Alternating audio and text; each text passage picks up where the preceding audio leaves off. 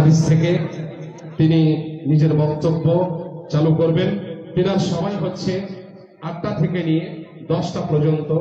8টা থেকে নিয়ে 10টা পর্যন্ত। এখন প্রায় 15 মিনিট চলে গিয়েছে। শায়েখের কাছে বিনতি অনুরোধ যে শায়েখ মূল্যবান এবং দামি কথাগুলো আমাদেরকে কমসে কম যেন আমাদেরকে 10টা পার করে শোনায়, এটাই শায়েখের কাছে আমি খুশির সাথে বিনতি জানাবো। আমার প্রিয় শায়েখ, আসসালামু আলাইকুম ওয়া রাহমাতুল্লাহি ওয়া বারাকাতুহু।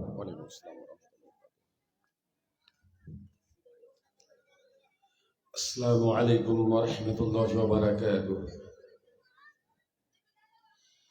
إن الحمد لله نحمده ونستعينه ونستغفره ونعوذ بالله من شرور أنفسنا وسيئات أعمالنا. من يهده الله فلا مضل له ومن يضلل فلا هادي له. أشهد أن لا إله إلا الله وحده لا شريك له وأشهد أن محمدا عبده ورسوله. يا أيها الذين آمنوا اتقوا الله حق تقاته ولا تموتن إلا وأنتم مسلمون. يا أيها الناس اتقوا ربكم الذي خلقكم من نفس واحدة وخلق منها زوجها وبث منهما رجالا كثيرا ونساء واتقوا الله الذي تساءلون به والأرحام إن الله كان عليكم رقيبا. يا أيها الذين آمنوا اتقوا الله وقولوا قولا سديدا يصلح لكم أعمالكم ويغفر لكم ذنوبكم ومن يطيع الله ورسوله فقد فاز فوزا عظيما. أما بعد فإن خير الحديث كتاب الله وخير الهدي هدي محمد صلى الله عليه وسلم وشر الأمور محدثاتها وكل محدثة بدعة وكل بدعة ضلالة وكل ضلالة في النار.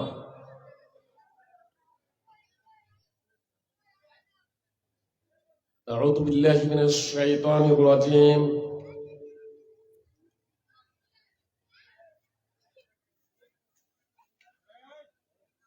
ولكن أكثرهم يجهلون. وقال الله تعالى في موضع آخر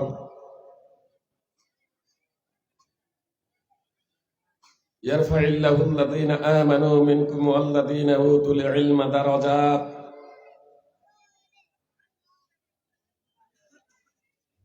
قال عمر أما إن نبيكم صلى الله عليه وسلم قال إن الله يرفع بهذا الكتاب أقواما ويضع به آخرين. সভার সুযোগ্য সভাপতি সাহেব, উলামায়ে কিরাম, সুপ্রিয় ভাই ও বোনদের জানাই আন্তরিক শুভেচ্ছা ও অভিনন্দন।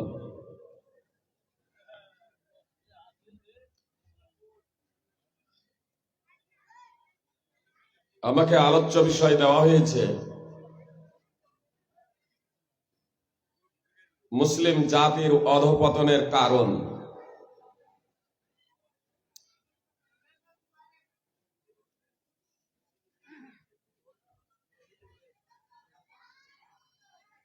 আমি আলোচ্য বিষয়টাকে পূর্ণতা দান করছি। মুসলিম জাতির অধঃপতনের কারণ ও উত্তরণের পথ। মানে শুধু যদি লা ইলাহা বলে দেওয়া হয় তাহলে নাস্তিক হয়ে যাবে মানুষ, যে লা ইলাহার সাথে ইল্লাল্লাহ বলতে হবে। বুঝতে পেরেছেন? তো এখন যদি শুধু কারণই বলে চলে যায় তাহলে উত্তরণের পথ কি, মুক্তির পথ কি? এজন্য তাওহীদের পাশাপাশি শিরক আলোচনা করা হয়ে থাকে। আল্লাহ তাআলা লা ইলাহা ইল্লাল্লাহ দুটো বিষয় উল্লেখ করেছেন। সুন্নাহর পাশাপাশি বিদআত। অবশ্য শুধু সুন্নাত নিয়ে আলোচনা করা যায়, শুধু তাওহীদ নিয়ে আলোচনা করা যায়, শুধু শিরক এবং বিদআত নিয়েও আলোচনা করা যায় যদি আলোচক একাধিক থাকেন। আর কেউ আলোচনা করছেন সুন্নাত নিয়ে, কেউ বিদআত নিয়ে, ঠিক আছে, কেউ তাওহীদ নিয়ে, কেউ শিরক নিয়ে, তাহলে ঠিক আছে। কিন্তু যদি দেখা যায় আলোচক এই প্রসঙ্গে একজন আলোচনা করবেন, তাহলে শুধু তৌহিদ নয়, তৌহিদের সাথে শিরকের বিষয়টিও সংযোজিত করা একান্ত কর্তব্য। সুপ্রিয় ভাই এবং বোন, আমার আলোচ্য বিষয় মুসলিম জাতির অধঃপতনের কারণ ও তা থেকে মুক্তির উপায়। মুসলিম জাতির অধঃপতনের কারণ অনেক রয়েছে।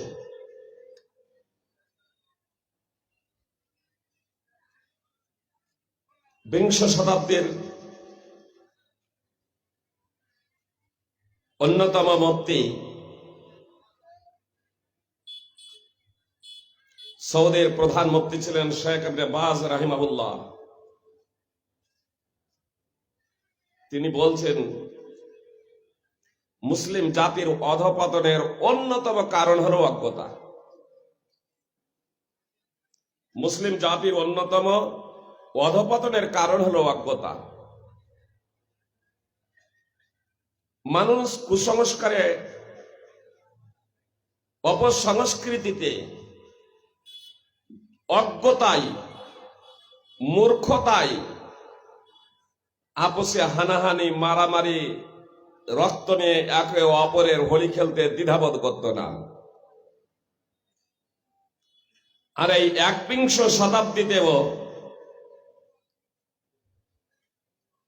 এগুলো অহরহ ঘটছে। এগুলো অজ্ঞতার কারণে, এগুলো মূর্খতার কারণে।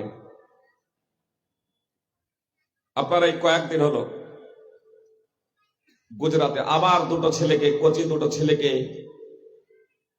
বলি দেওয়া হলো যে তন্ত্র সাধনার মা কালী তাহলে তাকে শক্তি প্রদান করবে। নাউযুবিল্লাহি মিন যালিক। একটা সময় ছিল অজ্ঞতার কারণে, জাহালাতের কারণে, মূর্খের কারণে মানুষ নিজের আপন মেয়েকে প্রথিত করত, মাটিতে পুঁতে দিত। আর এই একবিংশ শতাব্দীতেও কখনো মানুষ হিংসাবশত, অজ্ঞতার কারণে হিংসাবশত, কখনো প্রবৃত্তির চাহিদা পূরণ করণার্থে, কখনো পশুত্ব স্বভাব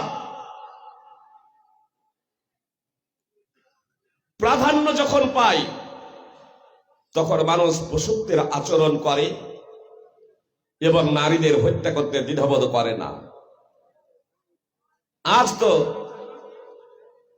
ছেলেকেও হত্যা করা হচ্ছে, স্বামী স্ত্রীকে হত্যা করছে, স্ত্রী স্বামীকে হত্যা করছে, পিতা পুত্রকে হত্যা করছে, পুত্র পিতাকে হত্যা করছে, মাতা কন্যাকে হত্যা করছে, কন্যা মাতাকে হত্যা করছে। যায় যায় যায় ননদে, ননদে ননদে, এ তো অহরহ যায় যায় যায় ননদে। আপনারা অহরহ দ্বন্দ্ব এবং ফিতনা ফেসাদ দেখছেন। যদি আমরা প্রত্যেকে আমাদের পারিবারিক জীবন নিয়ে যদি পর্যালোচনা করি, তাহলে আমার মনে হয় 99% মানুষ বা তারও বেশি, সে মুসলিম হোক আর অমুসলিম। অমুসলিম তো টেনশনে ভুগছেন, অমুসলিমের মধ্যে তো আপনার অসামাজিক কাজকর্ম রয়েছে। সেজন্য আপনার মুসলমানদের ঘরেও আপনার আজ পারিবারিক জীবনে প্রায় 99% অশান্তি বিরাজ করছে। কি বলছেন? অশান্তি আছে না নেই? টেনশন আছে না নেই? মুসলিম জাতি আজ সারা পৃথিবীতে মার খাচ্ছে। মুসলিম জাতির রক্ত ঝরছে। যেন মুসলিম জাতি আজ অসহায়, এরা কাপুরুষ। মুসলিম জাতি তাদের সহ্যবীর্যের কথা ভুলে গিয়েছে, তারা তাদের ইতিহাস ভুলে গিয়েছে। আন্দোলন অনেক হচ্ছে, কিন্তু অজ্ঞতা নিয়ে আন্দোলন করলে সুফল পাওয়া যায় না, বরং আরো ব্যর্থতাই নেমে আসে, আরো আধার রাত্রি নেমে আসে সমাজে। যে আরজিকর ঘটনাকে কেন্দ্র করে, আরজিকরে যে ঘটনা ঘটল, সেই ঘটনাকে কেন্দ্র করে আপনার শুধু পশ্চিম বাংলার মাটিতে নয়, ভারত সহ পৃথিবীর বিভিন্ন প্রান্তে লক্ষ লক্ষ মানুষ আন্দোলন করেছেন, এখনো আন্দোলন চলছে। 3 মাস অতিক্রান্ত হয়ে গিয়েছে, এখনো আপনার অপরাধী চিহ্নিত করা যায় নাই, এখনো আপনার ফাইসালা হয় নাই নেই এবং ইনসাফ প্রতিষ্ঠা করা সম্ভব হয় নাই। যদিও সুপ্রিম কোর্ট পর্যন্ত আপনার শুনানি চলছে। সুপ্রিয় ভাই এবং বোন, একাধিকবার শুনানি হয়েছে, আবার ডেট পিছিয়ে যাচ্ছে। 3 মাস অতিক্রান্ত হয়ে গেল। ঘটনা কি তারপরে আপনার একটু থেমেছে? নারী নির্যাতন কি বন্ধ হয়েছে? স্বয়ং আমাদের ভারতের বর্তমান প্রধানমন্ত্রী নরেন্দ্র মোদীর রাজ্যে গুজরাটে মা তার কচি মেয়েকে 57 বছরের শিক্ষকের সাথে প্রাথমিক বিদ্যালয়ে পাঠাচ্ছেন। শিক্ষক যাদেরকে বলা হয় বাপ, শিক্ষক হচ্ছে এক প্রকারের বাপ বলে আমাদের সমাজে যাকে আখ্যায়িত করে থাকেন, সেই 57 বছরের শিক্ষক কচি মেয়েকে ধর্ষণ করে বলাৎকার করে হত্যা করে দিল। আমাদের ফালাকাটায় এই কয়েকদিন হলো 5 বছরের মেয়েকে আপনার ধর্ষণ করে হত্যা করা হলো। আপনার মণিপুরে একজন স্কুল শিক্ষিকা 31 বছরের, তাকে ধর্ষণ করে গায়ে আগুন লাগিয়ে তাকে জ্বালিয়ে পুড়িয়ে মেরে ফেলল। এ তো অহরহ প্রায় প্রতিদিনই আমাদের ঘটনা ঘটছে। কেউ সালিসির নাম করে, কেউ মীমাংসা করে দেব বলে। আপনার পশ্চিম বাংলার মাটিতে এই তারাপীঠে স্বামী স্ত্রীর মাঝে একটু মনোমালিন্য হয়েছে, তারপরে স্বামীর এক পরিচিত বন্ধু আরো 2 জন নাবালক 3 জন মিলে তাকে মহিলাকে ডেকেছে যে আমরা সালিশ করে দেব, মীমাংসা করে দেব। তারপর নির্জন ফাঁকা ঘরে সেই মহিলাকে আপন বন্ধু তার স্ত্রীকে আপনার 2 জন নাবালক সহ আপনার ধর্ষণ এবং বলাৎকার করছে। কোন মহিলা নির্যাতিতা হয়ে ধর্ষিতা হয়ে থানায় যাচ্ছে কেস ডায়েরি করার জন্য, নেই ইনসাফ প্রতিষ্ঠার লক্ষ্য এবং উদ্দেশ্যে। সেখানে গিয়েও যখন কখনো সেখানে গিয়েও নিজেদের আর হেফাজত নিরাপত্তা তাদের বজায় থাকে না, সেখানেও তাদের ইজ্জত এবং সম্ভ্রম একেবারে ছিন্ন ভিন্ন হয়ে যায়, মাটিতে মিশে যায় যখন থানার পুলিশই তাকে আবার ধর্ষণ করে। সমস্ত থানা এবং সমস্ত পুলিশ নয়। সুপ্রিয় ভাই এবং বোন, পত্র পত্রিকায় এসব বাস্তব অবাস্তব সেটা স্বতন্ত্র ব্যাপার। পত্র পত্রিকায় আপনারা দৈনিক পড়ছেন, পত্র পত্রিকায় আপনার এই হানাহানি, মারামারি, দাঙ্গা ফাসাদ এ সবগুলো অহরহ চলছে। এগুলো হচ্ছেটা কেন? সমস্ত কিছুর মূলে রয়েছে 1 নম্বরে হচ্ছে অজ্ঞতা, জেহালাত, মূর্খতা। সমস্ত কিছুর পিছনে আপনাদের উদাহরণ দিই, তাহলে আপনাদের বুঝতে সুবিধা হবে খুব সাধারণ ভাবে।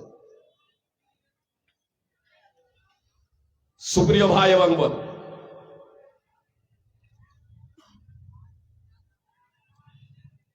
শুধু এই ভারতবর্ষে নারীদের উপরে জুলম নির্যাতন হচ্ছে তাই নয়, পাকিস্তানেও হচ্ছে। যে আজকে আপনার ট্রেন দুর্ঘটনা, বোমা বিস্ফোরণের মাধ্যমে অনেকগুলো আজ পাকিস্তানে মারা গিয়েছে। রাষ্ট্র মুসলমান, মারলো কে? বাংলাদেশ রাষ্ট্র মুসলমান, সেখানেও খুন, ধর্ষণ, বলাৎকার চলছে। শুধু আমার এই ভারতবর্ষের মাটিতে নয়, আপনার আমেরিকা, ইংল্যান্ড, আপনার জাপান, ফ্রান্স, জার্মান, বিভিন্ন জায়গাতে আজ অন্যায়, অবিচার, জুলম নির্যাতন চলছে। নারী নিরাপত্তার জন্য হাজারো আন্দোলন, হাজারো আওয়াজ আজ উঠেছে। যারা আওয়াজ তুলছেন একটু নির্জনে পেলে তারাই আবার কেউ ধর্ষণ করছেন। এ ঘটনাও পত্র পত্রিকায় প্রকাশিত। বলছেন দিনে আন্দোলন করছেন, সন্ধ্যায় আন্দোলন করছেন, আবার তারাই রাত্রে নিয়ে ধরছে। এ ধরনের পত্র পত্রিকায় খবর প্রকাশ। সুপ্রিয় ভাই এবং বোন, কথা একটু মনোযোগ দিয়ে শুনবেন। বাংলা তারিখ দিয়ে আমি আপনাদের বোঝাতে পারবো না। তার কারণ বাংলা তারিখের সাথে ইংরেজি তারিখের সাথে এর তারিখটা মিলবে না।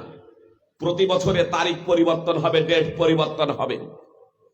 9ই যুলহিজ্জা, 9ই যুলহিজ্জা দিবাগত রাতে, 9ই যুলহিজ্জা সূর্য অস্তমিত হয়ে যাওয়ার পরে মুজদালিফার মাঠে খোলা আকাশের নিচে, আমরা তো বসে আছি মাথার উপরে, ছাউনি রয়েছে। 9ই যুলহিজ্জা দিন গিয়ে সূর্য অস্তমিত হয়ে যাওয়ার পরে মুজদালিফার মাঠে প্রায় 20 লক্ষ নর নারী, যুবক যুবতী, বৃদ্ধ বৃদ্ধা, ছেলে এবং মেয়ে খোলা আকাশের নিচে রাত্রি যাপন করেন। ধর্ষণ বলাৎকার তো দূরের কথা, লোট খুনতারাজ তো দূরের কথা, আপনার ছেড়ছাড় পর্যন্ত হয় না। ছেড়ছাড় তো দূরের কথা, কোন নারীর দিকে কোন যুবক, কোন পুরুষ আপনার কুনজরে দৃষ্টিপাত পর্যন্ত করে না। কেন?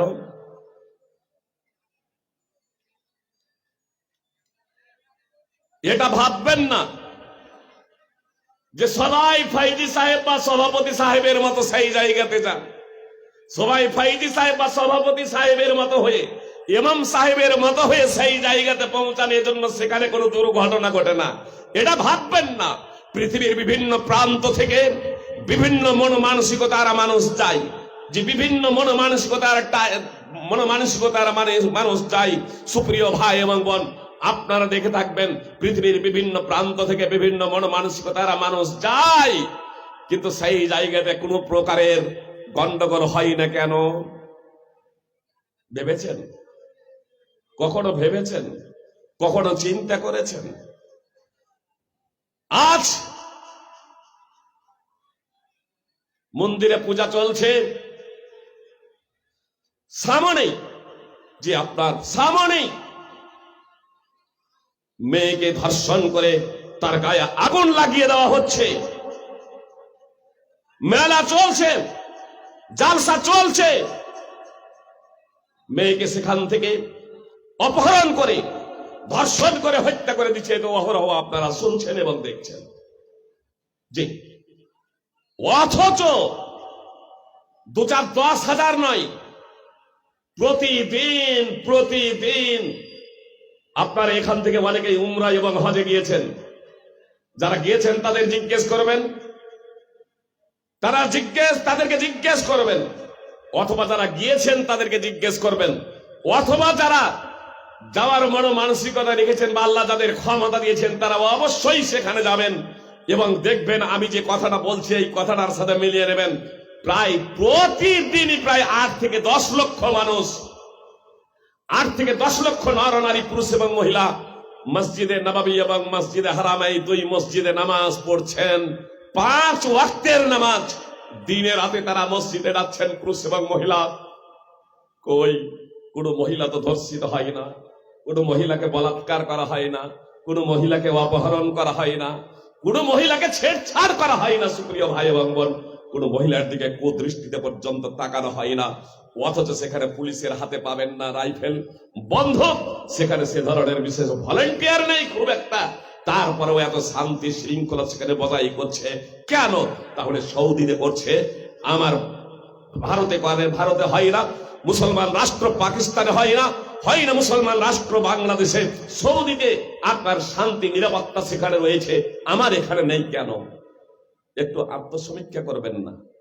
একটু ভাববেন না যে ফজরের টাইমও প্রায় সারা রাত আপনার হোটেল থেকে আপনার মসজিদে নববী, মসজিদে হারামে আপনার পুরুষ এবং মহিলারা আপনার যাতায়াত করছেন, কেউ কারো দিকে কুদৃষ্টিতে পর্যন্ত তাকাই না, ছেড়ছাড় করে না।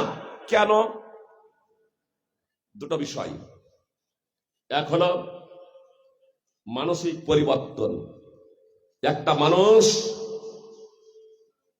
মক্কা মদিনা ছাড়া অন্য জায়গাতে যখন থাকে, বিশেষ করে আমার ভারতে বা পৃথিবীর অন্যান্য জায়গায়, তখন তার কাছে পার্থিব মোহটা, অজ্ঞতা, পার্থিব মোহ প্রবৃত্তির চাহিদা এটা প্রাধান্য বিস্তার করে তার উপরে। সে আল্লাহকে বলে ভুলে যায়, আল্লাহ থেকে অনেকটা দূরত্ব বজায় রাখে। আর ওখানে যখন যাই তখন সদা সর্বদা তার অন্তরে আল্লাহর ভয়ভীতি কাজ করে, আল্লাহর ভয়ভীতি কাজ করে। নম্বর 1। আর নম্বর 2, আপনার শালীন পোশাক। আমার মা এবং বোনেরা সেখানে গিয়ে, এখানে যেমনই হোক না কেন, ওখানে যাওয়ার পরে সবাই শালীন পোশাক পরে। যে ওখানে যাওয়ার পরে আপনার মক্কা এবং মদিনায় মুজদালিফার মাঠে আপনি পাবেন না একজন নারীকে ও একজন মহিলাকে ও যে সে অর্ধালঙ্গ, উলঙ্গ তো দূরের কথা, অর্ধালঙ্গ হয়ে আছে। জি, যে ইতিহাস স্কুলে পড়ানো হয় সেই ইতিহাসের সাথে আমি 100% ঐক্যমত পোষণ করছি না, সেই ইতিহাসের সাথে আমি 100% সহমত পোষণ করছি না। তবে একটি বিষয় আপনাদের সম্মুখে উত্থাপন করি সেখান থেকে, যে আদি যুগের মানুষেরা বনে জঙ্গলে ঘুরে বেড়াতো, তারা পোশাক বুনতে জানতো না, পোশাক তৈরি করতে জানতো না। তখন তারা গাছের ছাল ও পাতা দিয়ে নিজেদের লজ্জাস্থানের হেফাজত করত। আস্তে আস্তে মানুষ সভ্য হলো, আস্তে আস্তে মানুষ সভ্যতা গড়ে তুলল, পোশাক বুনতে শিখলো, কাপড় তৈরি করতে শিখলো। তারপর এই মানুষগুলো সভ্যতা গড়ে নিজেরা সভ্য হলো, অর্থাৎ পোশাক দ্বারা নিজেদের শরীরকে আবৃত করলো। আর গাছের ছাল ও পাতা দিয়ে তারা আবৃত করে না। কি আমাদেরকে পড়ানো হলো? বলছে মানুষ আস্তে আস্তে সভ্যতা গড়ে তুললো, আস্তে আস্তে মানুষ সভ্য হলো। তারা পোশাক বুনতে শিখলো, কাপড় তৈরি করতে শিখলো। তারা গাছের ছাল ও পাতা ছেড়ে দিয়ে তারা নিজেদের সভ্যতা দেহের মাধ্যম দিয়েও প্রকাশ করলো। সুপ্রিয় ভাই এবং বোন, আর আজকে এই 21 শতাব্দীতে কিছু মিডিয়া, কিছু সাংবাদিক মেয়েদেরকে এমন ভাবে প্রকাশ করে, বিশেষ করে সেই মহিলার বাহবা দেয়, সেই মহিলাকে উৎসাহ যোগায় যে সেই মহিলাটা অত্যন্ত সাহসী, যে মহিলাটা নিজেকে অর্ধালঙ্গ উলঙ্গ করে প্রকাশ করে। আমি মনে করি এরা হচ্ছে মানসিক বিকারগ্রস্ত। তাহলে আপনাকে বলতে হবে যে ওই আগেকার মানুষগুলোই আপনার সভ্য ছিল। আস্তে আস্তে মানুষ কাপড় বুনতে শিখে, আস্তে আস্তে মানুষ পোশাক তৈরি করতে শিখে অসভ্য হলো। যদি কাপড় পরিধান করাটা, যদি কাপড় খুলে দেওয়াটা, যদি উলঙ্গ হওয়াটা, যদি দেহের অবয়বকে প্রকাশ করাটা যদি সভ্যতা হয়, সাহসিকতা হয়, সুপ্রিয় ভাই এবং বোন, তাহলে আপনি নিজেও কাপড়টা খুলছেন না কেন? আপনার মা বোনকে পোশাকটা খুলতে বলছেন না কেন? সুপ্রিয় ভাই এবং বোন, আসলে এরা মানসিক বিকারগ্রস্ত। এদের খচখচানিতে, এদের আপনার ধিক্কার শুনে, এদের আপনার উস্কানিমূলক তথা এদের আপনার গঞ্জনা, ছিছি শুনে আপনি আপনার সভ্যতাকে বিসর্জন দেবেন না।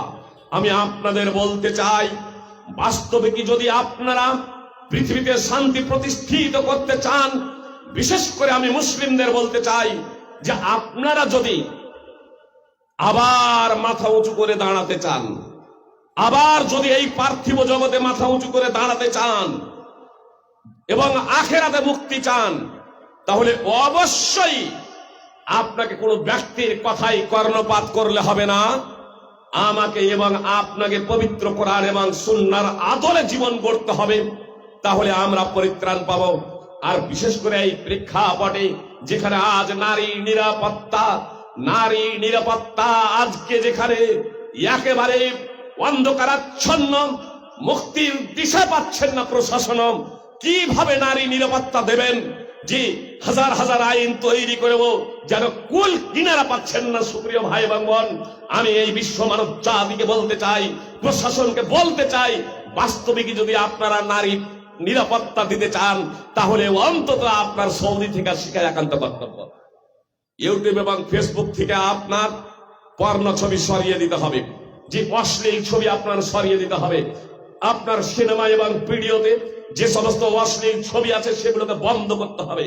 বাদ্যযন্ত্র, আপনার গান বাজনা যেগুলোকে বন্ধ করতে হবে, এবং আমার মা এবং বোনদেরকে শালীন পোশাক পরাতে হবে। শুধু আমাদের মানসিক পরিবর্তন যথেষ্ট নয়, শুধু আমাদের মানসিক পরিবর্তন শুধু যথেষ্ট নয়। একটা উদাহরণ দিয়ে আপনাদের বুঝতে সুবিধা হবে। সুপ্রিয় ভাই এবং বোন, চুম্বক চুম্বক এবং লোহা, এই চুম্বক এবং লোহা এই দুটো জিনিসকে যদি পাশাপাশি রেখে দেওয়া হয়, সামান্য একটু ডিস্টেন্সে রেখেছেন, দুটো চুম্বক একটা লোহা পাশাপাশি রেখে দিয়েছেন, একে অপরকে স্পর্শ না করে ওরা থেমে থাকবে? কি বলছেন?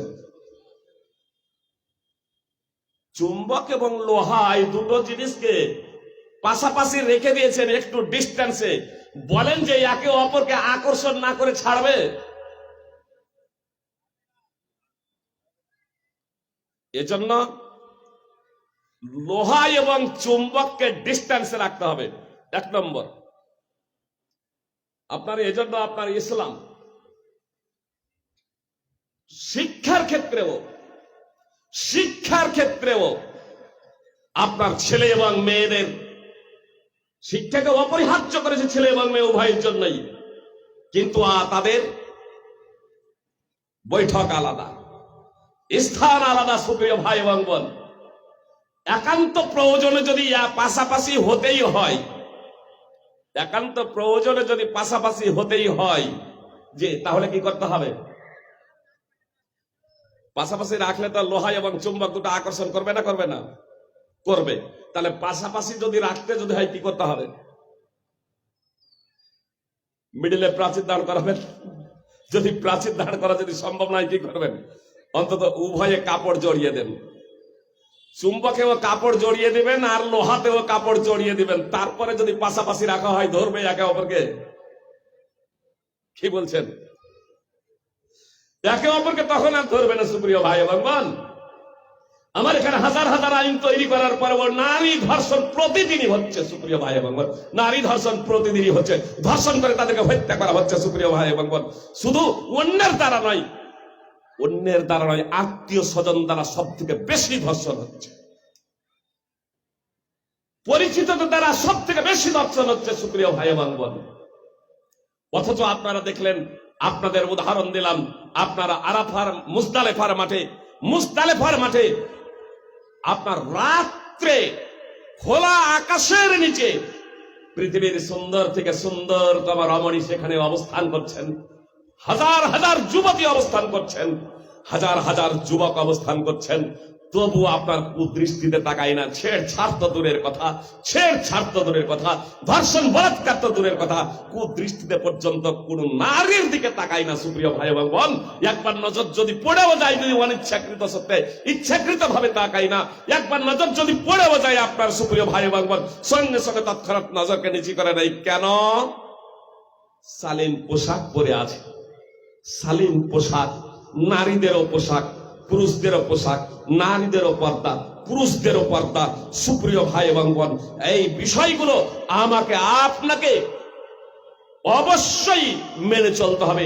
যতক্ষণ পর্যন্ত আমরা অজ্ঞতাকে দূর করে, জিহালাতকে দূর করে, মূর্খতাকে দূর করে যতক্ষণ পর্যন্ত না আমরা সুশিক্ষায় শিক্ষিত হব, ততক্ষণ পর্যন্ত শান্তি প্রতিষ্ঠিত হবে না পৃথিবীতে, আর মুসলিমরাও মাথা উঁচু করে দাঁড়াতে পারবে না। আল্লাহ তাআলা বলেন, ওয়ালাকিন্না আকসারাহুম ইয়াজহালুন, কিন্তু তাদের অধিকাংশই অজ্ঞ। সূরা আনাম 6 নম্বর সূরার 111 নম্বর আয়াতের অংশ বিশেষ। আল্লাহ বলছেন কিন্তু তাদের অধিকাংশই অর্থ জাহেল, মূর্খ, তারা জানে না। অধিকাংশ মানুষ কি জানে না? এরা অজ্ঞ। আল্লাহ তাআলা বলেন ফালইয়াহদারিল্লাযীনা ইউখালিফুনা আন আমরিহি আন তুসিবাহুম ফিতনাতুন আও ইউসিবাহুম আযাবুন আলীম। সূরা নূর 24 নম্বর সূরা 63 নম্বর আয়াতের অংশ বিশেষ।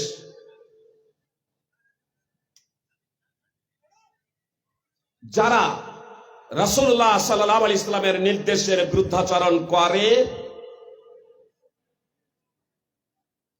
যারা রাসূলুল্লাহ সাল্লাল্লাহু আলাইহি ওয়াসাল্লামের নির্দেশের বিরুদ্ধাচরণ করে, তারা যেন ভয় করে তাদের উপর বিপর্যয় নেমে আসা কিংবা লাঞ্ছনাদায়ক শাস্তির।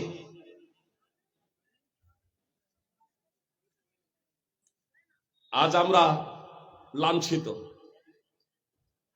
আজ আমরা লাঞ্ছিত। বলবেন যে ফাইজি সাহেব, আমরা মুসলমানরা মুহাম্মদ সাল্লাল্লাহু আলাইহি সাল্লামের নির্দেশের কোথায় বিরুদ্ধাচরণ করলাম? আমরা তো মুহাম্মদ সাল্লাল্লাহু আলাইহি সাল্লামকে রাসূল বলে মানি। সুপ্রিয় ভাই এবং বোন, ইহুদিরা বলে না যে আমরা মুসাকে মানি, খ্রিস্টানেরা বলে না যে আমরা ঈসাকে মানি। বাস্তবে কি তারা মুসা আর ঈসাকে মানে? আমরা যে মানি বলছি, তো আমরা কি মুহাম্মদ সাল্লাল্লাহু আলাইহি সাল্লাম কে স্বতঃস্ফূর্তভাবে অন্তরের অন্তঃস্থল থেকে মেনে নিয়েছি? কালেমাই শাহাদাত তো পড়েছি, কিন্তু কালেমাই শাহাদাতের তাৎপর্য বুঝি না। কালেমাই শাহাদাত পড়েছি, তার তাৎপর্য বুঝি না। আশহাদু আল্লা ইলাহা ইল্লাল্লাহ ওয়া আশহাদু আন্না মুহাম্মাদান আবদুহু ওয়া রাসূলুহু পাঠ করেছি, এর তাৎপর্য বুঝি না। এজন্য আপনার কালেমাই শাহাদাতের প্রথম অংশটা কি হয়েছে? ভিক্ষা চাহার আজ মন্ত্র রূপে পরিণত হয়েছে। লা ইলাহা ইল্লাল্লাহ। ভিক্ষা যারা চাইছে তারা বলছে লা ইলাহা ইল্লাল্লাহ। লা ইলাহা ইল্লাল্লাহ কি? ও ভিখারি জানেই না যে লা ইলাহা ইল্লাল্লাহ কি। সুপ্রিয় ভাই এবং বোন, ও মুসলমানরাও মনে মনে ভাবে হয়তো লা ইলাহা ইল্লাল্লাহ ভিক্ষা চাহারি মন্ত্র। যে সুপ্রিয় ভাই এবং বোন, এটাই আজকে আমাদের সমাজে পরিচিত। স্বয়ং আমাকে যখন আমার আব্বা মাদ্রাসায় পড়তে দেওয়ার সংকল্প করেছিলেন, তখন সম্পর্কিত আমার এক প্রতিষ্ঠিত দাদি, মানে সম্পদশালিনী, সে তখন আমার আব্বাকে বলছে যে হ্যাঁ রে ইকরামুল, তোর ঘরে কি খাবার নেই? মাদ্রাসায় কেন পড়তে দিবি? স্কুলে পড়া। যাদের ঘরে খাবার নেই তারা মাদ্রাসায় পড়তে দেবে ছেলেদের, যাদের ঘরে খাবার নেই তারা মাদ্রাসায় পড়তে দিবে ছেলেদের, যারা ন্যাংরা কানা খোড়া তারা মাদ্রাসায় পড়বে। তোর ছেলের তো হাত পা আছে, তোর ঘরে খাবার আছে, তুই কেন ওই ভিখারি বিদ্যা শিক্ষা দেবি? একবার এই ভাষাটাই ব্যবহার করেছিলেন, আমার এখনো মনে আছে। বলছে ভিখারি বিদ্যা কেন শিক্ষা দিবি? যখন আব্বা বললেন যে ভিখারি বিদ্যা বলছো কেন, ইসলাম হলো আল্লাহ তাআলা প্রদত্ত জীবন ব্যবস্থা, প্রত্যেক মুসলিমের শিখা একান্ত কর্তব্য। আমরা এতেই তো গাফলতি করেছি, অনেকেই শিখি না। আর আমার তো অনেকগুলো ছেলে, সব ছেলে জেনারেল লাইনে পড়াশোনা করে, অন্তত একটা ছেলে আরবিক লাইনে পড়াশোনা করুক। যদি আমার ইন্তেকালের পরে কেউ দোয়া করে, হয়তো এই ছেলেটাই দোয়া করবে। তখন আমার দাদি বলছে, আচ্ছা যাক, কিছু না হলে ভিখারি বিদ্যা শিখে ভিক্ষার ঝোলা নিয়ে ভিক্ষা তো করতে পারবে। সুপ্রিয় ভাই এবং বোন, আপনাদের বাস্তব কথা বলছি। বর্তমান প্রেক্ষাপট এবং পরিস্থিতিকে কেন্দ্র করে, বিশেষ করে এই আমার ভারতের মাটিতে, যে আপনি সৌদি আরব গেলে সেখানে চিত্র ভিন্ন। আমার এই ভারতের মাটিতে রমজান মাসে আমি খুব একটা প্রোগ্রাম দিই না, বিশেষ করে দূরে যাই না। এর অন্যতম কারণ হলো যে দূরে যেতে গেলে ব্যাগ সাথে নিতে হবে। আর নিকটে কিছু প্রোগ্রাম রমজান মাসে দিলেও তখন কিন্তু আর আমি, আমার ঘাড়ে কিন্তু তখন আর ব্যাগ থাকে না। এখন তো ছোট একটা ব্যাগ থাকে, যে আজকেও ছোট একটা ব্যাগ নিয়ে এসেছি। কিন্তু সাধারণভাবে ঘাড়ে ব্যাগ রাখি না, যাতে জনগণ এটা না ভাবে যে এ টাকা চাইতে এসেছে। বুঝতে পেরেছেন? যাতে এ টাকা চাইতে এসেছে। আজকে আসলে আমরা ইসলাম কে ভুলে গিয়েছি, ইসলামের মর্যাদা সম্পর্কে অবগত নয়, আল্লাহকে জানি না, মুহাম্মদ সাল্লাল্লাহু আলাইহি সাল্লামের পরিচিতি সম্পর্কে অবগত নয়। ইসলাম ধর্ম সম্পর্কে অবগত নয়, ইসলামের বিধিবিধান সম্পর্কে অবগত নয়, বলুন এই জাতি কিভাবে মাথা উঁচু করে দাঁড়াবে? এ জাতি কিভাবে এ জাতির সমুন্নত হবে? অথচ আল্লাহ তাআলা পবিত্র কোরআনে স্পষ্টভাবে ঘোষণা দিয়েছেন, ইয়ারফাইল্লাহুল্লাযীনা আমানু মিনকুম, ইয়ারফাইল্লাযীনা আমানু মিনকুম ওয়াল্লাযীনা উতুল ইলমা দারাজাত। আল্লাহ তাআলা স্পষ্টভাবে বলছেন, তোমাদের মধ্যে যারা ঈমান এনেছে এবং যাদেরকে জ্ঞান দেওয়া হয়েছে, আল্লাহ তাদেরকে মর্যাদায় সমুন্নত করবেন। সূরা মুজাদালা 58 নম্বর সূরার 11 নম্বর আয়াতের অংশ বিশেষ আল্লাহ তাআলা স্পষ্টভাবে বললেন, তোমাদের মধ্যে যারা ঈমান এনেছে এবং যাদেরকে জ্ঞান দেওয়া হয়েছে তাদেরকে মর্যাদায় সমুন্নত করবেন। সুপ্রিয় ভাই এবং বোন, আল্লাহ যেখানে বলছেন যে মর্যাদায় সমুন্নত করবেন, মর্যাদার কি লক্ষণ এটাই যে আপনাকে যে সে মারবে, আপনাকে যে সে চোখ দেখাবে? সুপ্রিয় ভাই এবং বোন, একদা সাহাবায়ে কেরাম রাসূলুল্লাহ সাল্লাল্লাহু আলাইহি সাল্লামের নিকটে উপস্থিত হয়ে বললেন যে আল্লাহর রাসূল, আমাদের উপরে কি জুলম নির্যাতন চলতেই থাকবে? আমরা কি মার খেতেই থাকব? আমাদেরকে এই দুরবস্থা চলতেই থাকবে? আল্লাহ তাআলা আরশ থেকে সবকিছু শুনছেন, আল্লাহ তাআলা আরশ থেকে সবকিছু শুনছেন। নবীর সম্মুখ, নবী সাল্লাল্লাহু আলাইহি সাল্লামের সম্মুখে যখন সাহাবায়ে কেরাম প্রশ্ন করছেন, আল্লাহ রাসূল আমরা কি মার খেতেই থাকবো? আমাদের কি রক্ত ঝরতেই থাকবে? তো আল্লাহ তাআলা শুনে ওহী অবতীর্ণ করে দিলেন। আল্লাহ তাআলা বললেন, ওয়া'আদাল্লাহু আল্লাযীনা আমানু মিনকুম ওয়া আমিলুস সালিহাতি লা ইস্তাখলিফান্নাহুম ফিল আরদি কামা ইস্তাখলাফাল্লাযীনা মিন ক্বাবলিহিম ওয়া লা ইউমাক্কিনান্না লাহুম দীনাহুম আল্লাযী ইরতাদা লাহুম ওয়া লা ইউবাদদিলান্নাহুম মিন বা'দি খাউফিহিম আমনা ইয়াবুদুনানি লা ইউশরিকুনা বি শাইআ। আল্লাহ তাআলা সূরা নূর 24 নম্বর সূরার 55 নম্বর আয়াত অবতীর্ণ করে দিলেন, তোমাদের মধ্যে যারা ঈমান এনেছে এবং সৎকর্ম করেছে তাদের সাথে আল্লাহ ওয়াদা করছেন। আল্লাহ বলছেন, কথা খুব মনোযোগ দিয়ে শুনুন, তোমাদের মধ্যে যারা ঈমান এনেছে এবং সৎকর্ম করেছে আল্লাহ তাদের সাথে ওয়াদা করছেন যে তাদেরকে পৃথিবীতে শাসন ক্ষমতা দেবেন, যেমন তাদের পূর্ববর্তীদের দিয়েছিলেন, এবং তাদের জন্য যে দ্বীনকে মনোনীত করেছেন সেই দ্বীনকে প্রতিষ্ঠিত করবেন এবং তাদের ভয় ভীতির পরে নিরাপত্তা প্রদান করবেন। তারা আমারই ইবাদত করবে, আমার সাথে কাউকে শরীক করবে না। সূরা নূর 24 নম্বর সূরার 55 নম্বর আয়াতে আল্লাহ তাআলা কি বললেন?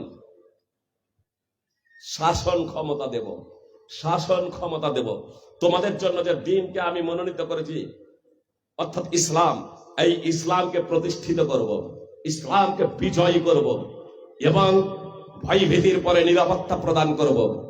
শর্ত হলো ইয়াবুদুনানি লা ইউশরিকুনা বি শাইআ, আমারই দাসত্ব করতে হবে, আমার সাথে কাউকে শরীক করা যাবে না। আমারই দাসত্ব করতে হবে, আমার সাথে কাউকে শরীক করা যাবে না। সুপ্রিয় ভাই এবং বোন, এ মুসলমান জাতি কালেমা তো পড়ে, কিন্তু কালেমার তাৎপর্য সম্পর্কে অবগত না হওয়ার কারণে এরা শিরকে হাবুডুবু খেলে, শিরকে হাবুডুবু খেলে। 95% মুসলমান আজকে শিরকে হাবুডুবু খাচ্ছে। 95% মুসলমান। বলবেন যে ফাইজ সাহেব আপনি কি কথা বলছেন? 95% মুসলমান শিরকে হাবুডুবু খাচ্ছে, কি কথা বলছেন? জি, নামাজ ছেড়ে দেওয়া হলো শিরক, নামাজ ছেড়ে দেওয়া হলো শিরক। আনাস রাদিয়াল্লাহু তাআলা আনহু সূত্রে বর্ণিত, রাসূলুল্লাহ সাল্লাল্লাহু আলাইহি সাল্লাম বলেছেন, বান্দার মাঝে এবং শিরকের মাঝে পার্থক্য হলো নামাজ ছেড়ে দেওয়া। ফাইজা তারাকাহা ফাকাদ আশরাক, যে ব্যক্তি নামাজ ছেড়ে দিল সে শিরক করলো। সুনানে ইবনে মাজাহ হাদিস নম্বর 1080, এই হাদিসটি সহিহ গায়রিহি, অর্থাৎ বিশুদ্ধ হাদিস। শারহ উসুল ইতিকাদে আহলে সুন্নাত ওয়াল জামাতে বিশুদ্ধ হাদিস থাকার কারণে, মানে সুনানে ইবনে মাজাহ হাদিসে একজন বর্ণনাকারী আছে জয়ীফ, কিন্তু সর্বসুল ইতিকাদি আহলে সুন্নাত ওয়াল জামাত সাওবান রাদিয়াল্লাহু তাআলা আনহু সূত্রে হাদিস বর্ণিত আছে, তার সনদ হলো বিশুদ্ধ অর্থাৎ সহিহ সনদে বর্ণিত। এর জন্য হাদিস সহিহ। সুপ্রিয় ভাই এবং বোন, রাসূল সাল্লাল্লাহু আলাইহি সাল্লাম বললেন, ফাইজা তারাকাহা ফাকাদ আশরাক, যে ব্যক্তি নামাজ ছেড়ে দিল সে শিরক করলো। সর্বসুল ইতিকাদ আহলে সুন্নাত ওয়াল জামাত হাদিস নম্বর 1521। 95% মুসলমান আজ বেনামাজি নয়, তাহলে 95% মুসলমান আজ বেনামাজি, তারা শিরকে জর্জরিত। আর যারা শিরক করে তাদের প্রসঙ্গে আল্লাহ কি বলছেন? সানুলকি ফি কুলুবিল্লাযীনা কাফারুর রুবা বিমা আশরাকু বিল্লাহি মা লাম ইউনাজ্জিল বিহি সুলতানা। আল্লাহ তাআলা বলছেন, অচিরেই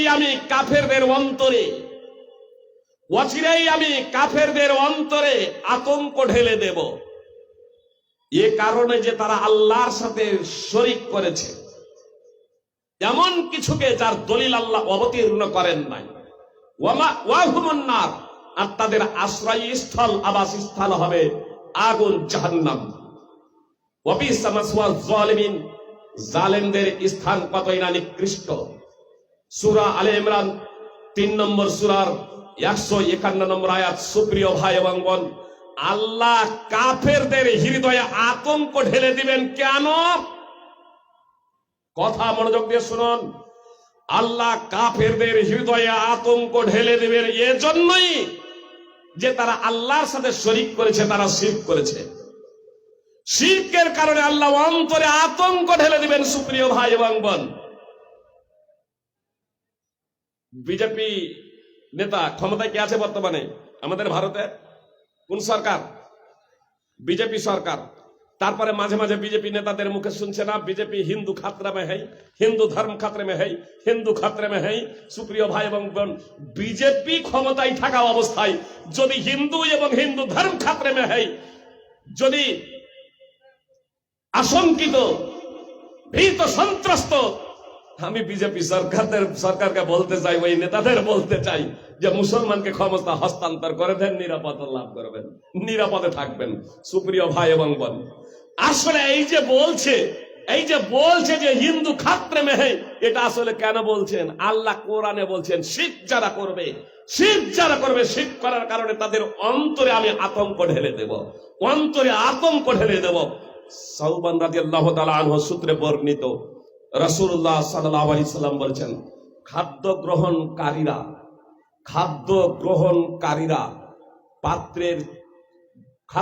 গ্রহণকারীরা যেভাবে পাত্রের চতুর্দিকে একত্র হয়,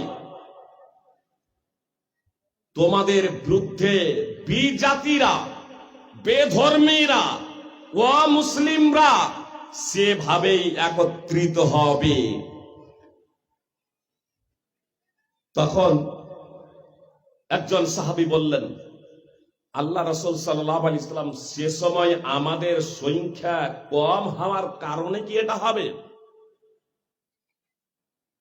মুসলিমদের উপরে চতুর্দিক থেকে সাঁড়াশি আক্রমণ চলবে,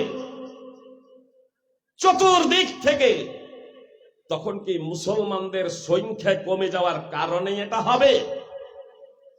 নবী সাল্লাল্লাহু আলাইহি সাল্লাম বললেন, না, বরং তখন মুসলমানরা সংখ্যায় অনেক হবে।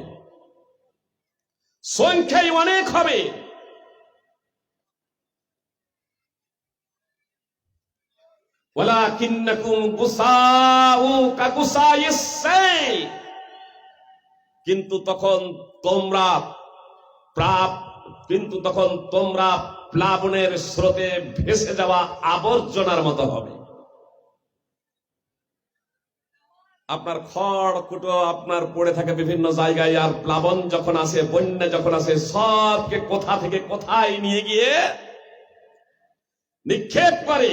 আর পানি যখন আবার শুকিয়ে যায়, তখন আবার রৌদ্রের তাপে, রৌদ্রের কিরণের মাধ্যমে তা আবার শুকিয়ে যায়, আর সেগুলো আবার জ্বালানি ভস্ম হিসেবে ব্যবহৃত হয়। তো মুহাম্মদ সাল্লাল্লাহু আলাইহি সাল্লাম বললেন, মুসলমান সংখ্যাই তো অনেক হবে, মাথা গণনায় মুসলমান তো হবে অনেক, তবে প্লাবনের স্রোতে ভেসে যাওয়া প্লাবনের প্লাবনের স্রোতে ভেসে যাওয়া আবর্জনার মতো হবে। আল্লাহ তোমাদের শত্রুদের অন্তর থেকে, তোমাদের পক্ষ থেকে আতঙ্ককে বের করে নেবেন। তোমাদের শত্রুদের অন্তর থেকে, তোমাদের পক্ষ থেকে আতঙ্ককে বের করে নেওয়া হবে এবং তোমাদের অন্তরে ওয়াহানকে ভরে দেওয়া হবে। রাসূল সাল্লাল্লাহু আলাইহি সাল্লাম জিজ্ঞাসিত হলেন, নবী সাল্লাল্লাহু আলাইহি সাল্লামকে জিজ্ঞেস করা হলো ওয়াহান কি? নবী সাল্লাল্লাহু আলাইহি সাল্লাম বললেন, হুব্বুদ দুনিয়া ওয়া কারাহিয়াতুল মাউত, পৃথিবীর মোহ এবং মৃত্যুকে অপছন্দ করা। সুনানে আবি দাউদ হাদিস নম্বর 4297, মুসনাদ আহমদ হাদিস নম্বর 22397, মুসনাদ আহমদের বর্ণনায় আছে হুব্বুল হায়াত ওয়া কারাহিয়াতুল মাউত, জীবনের মায়া মমতা এবং মৃত্যুকে অপছন্দ করা। ফল কথা, মৃত্যুকে অপছন্দ করা, পৃথিবীর মোহ, ধন দৌলতের মোহ, ধন দৌলতের মোহ, জীবনের মায়া মমতা যখন মুসলিম জাতিকে গ্রাস করবে, তখন এ মুসলিম জাতির উপরে বেধর্মীরা ঝাঁপিয়ে পড়বে, এদের উপরে অত্যাচার এবং জুলুম চালাবে। সুপ্রিয় ভাই এবং বোন, বলেন আজকে আমাদের পৃথিবীর মায়া মমতা প্রাধান্য পেয়েছে না পাইনি? কি বলছেন? পৃথিবীর মায়া মমতা আমাদের প্রাধান্য পেয়েছে না পাইনি? আপনার শুরু থেকে নিয়ে, শিশু থেকে নিয়ে একেবারে মৃত্যুর শয্যায় শায়িত পর্যন্ত আমরা দুনিয়াকে প্রাধান্য দিয়ে ফেলেছি। সুপ্রিয় ভাই এবং বোন, দুনিয়াকে প্রাধান্য দিয়ে ফেলেছি।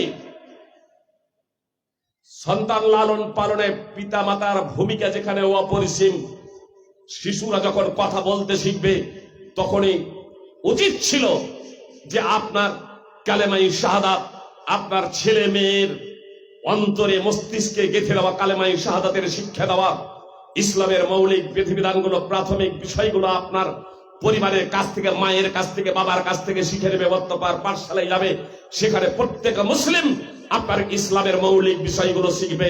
আমি আপনাদের এ কথা বলছি না প্রত্যেকেই কোরআনের হাফেজ হয়ে যেতে হবে, আমি এ কথা বলছি না প্রত্যেকেই আপনার মুহাদ্দিস হয়ে যেতে হবে, কোরআন এবং সুন্নাহর মহাপণ্ডিত হতে হবে।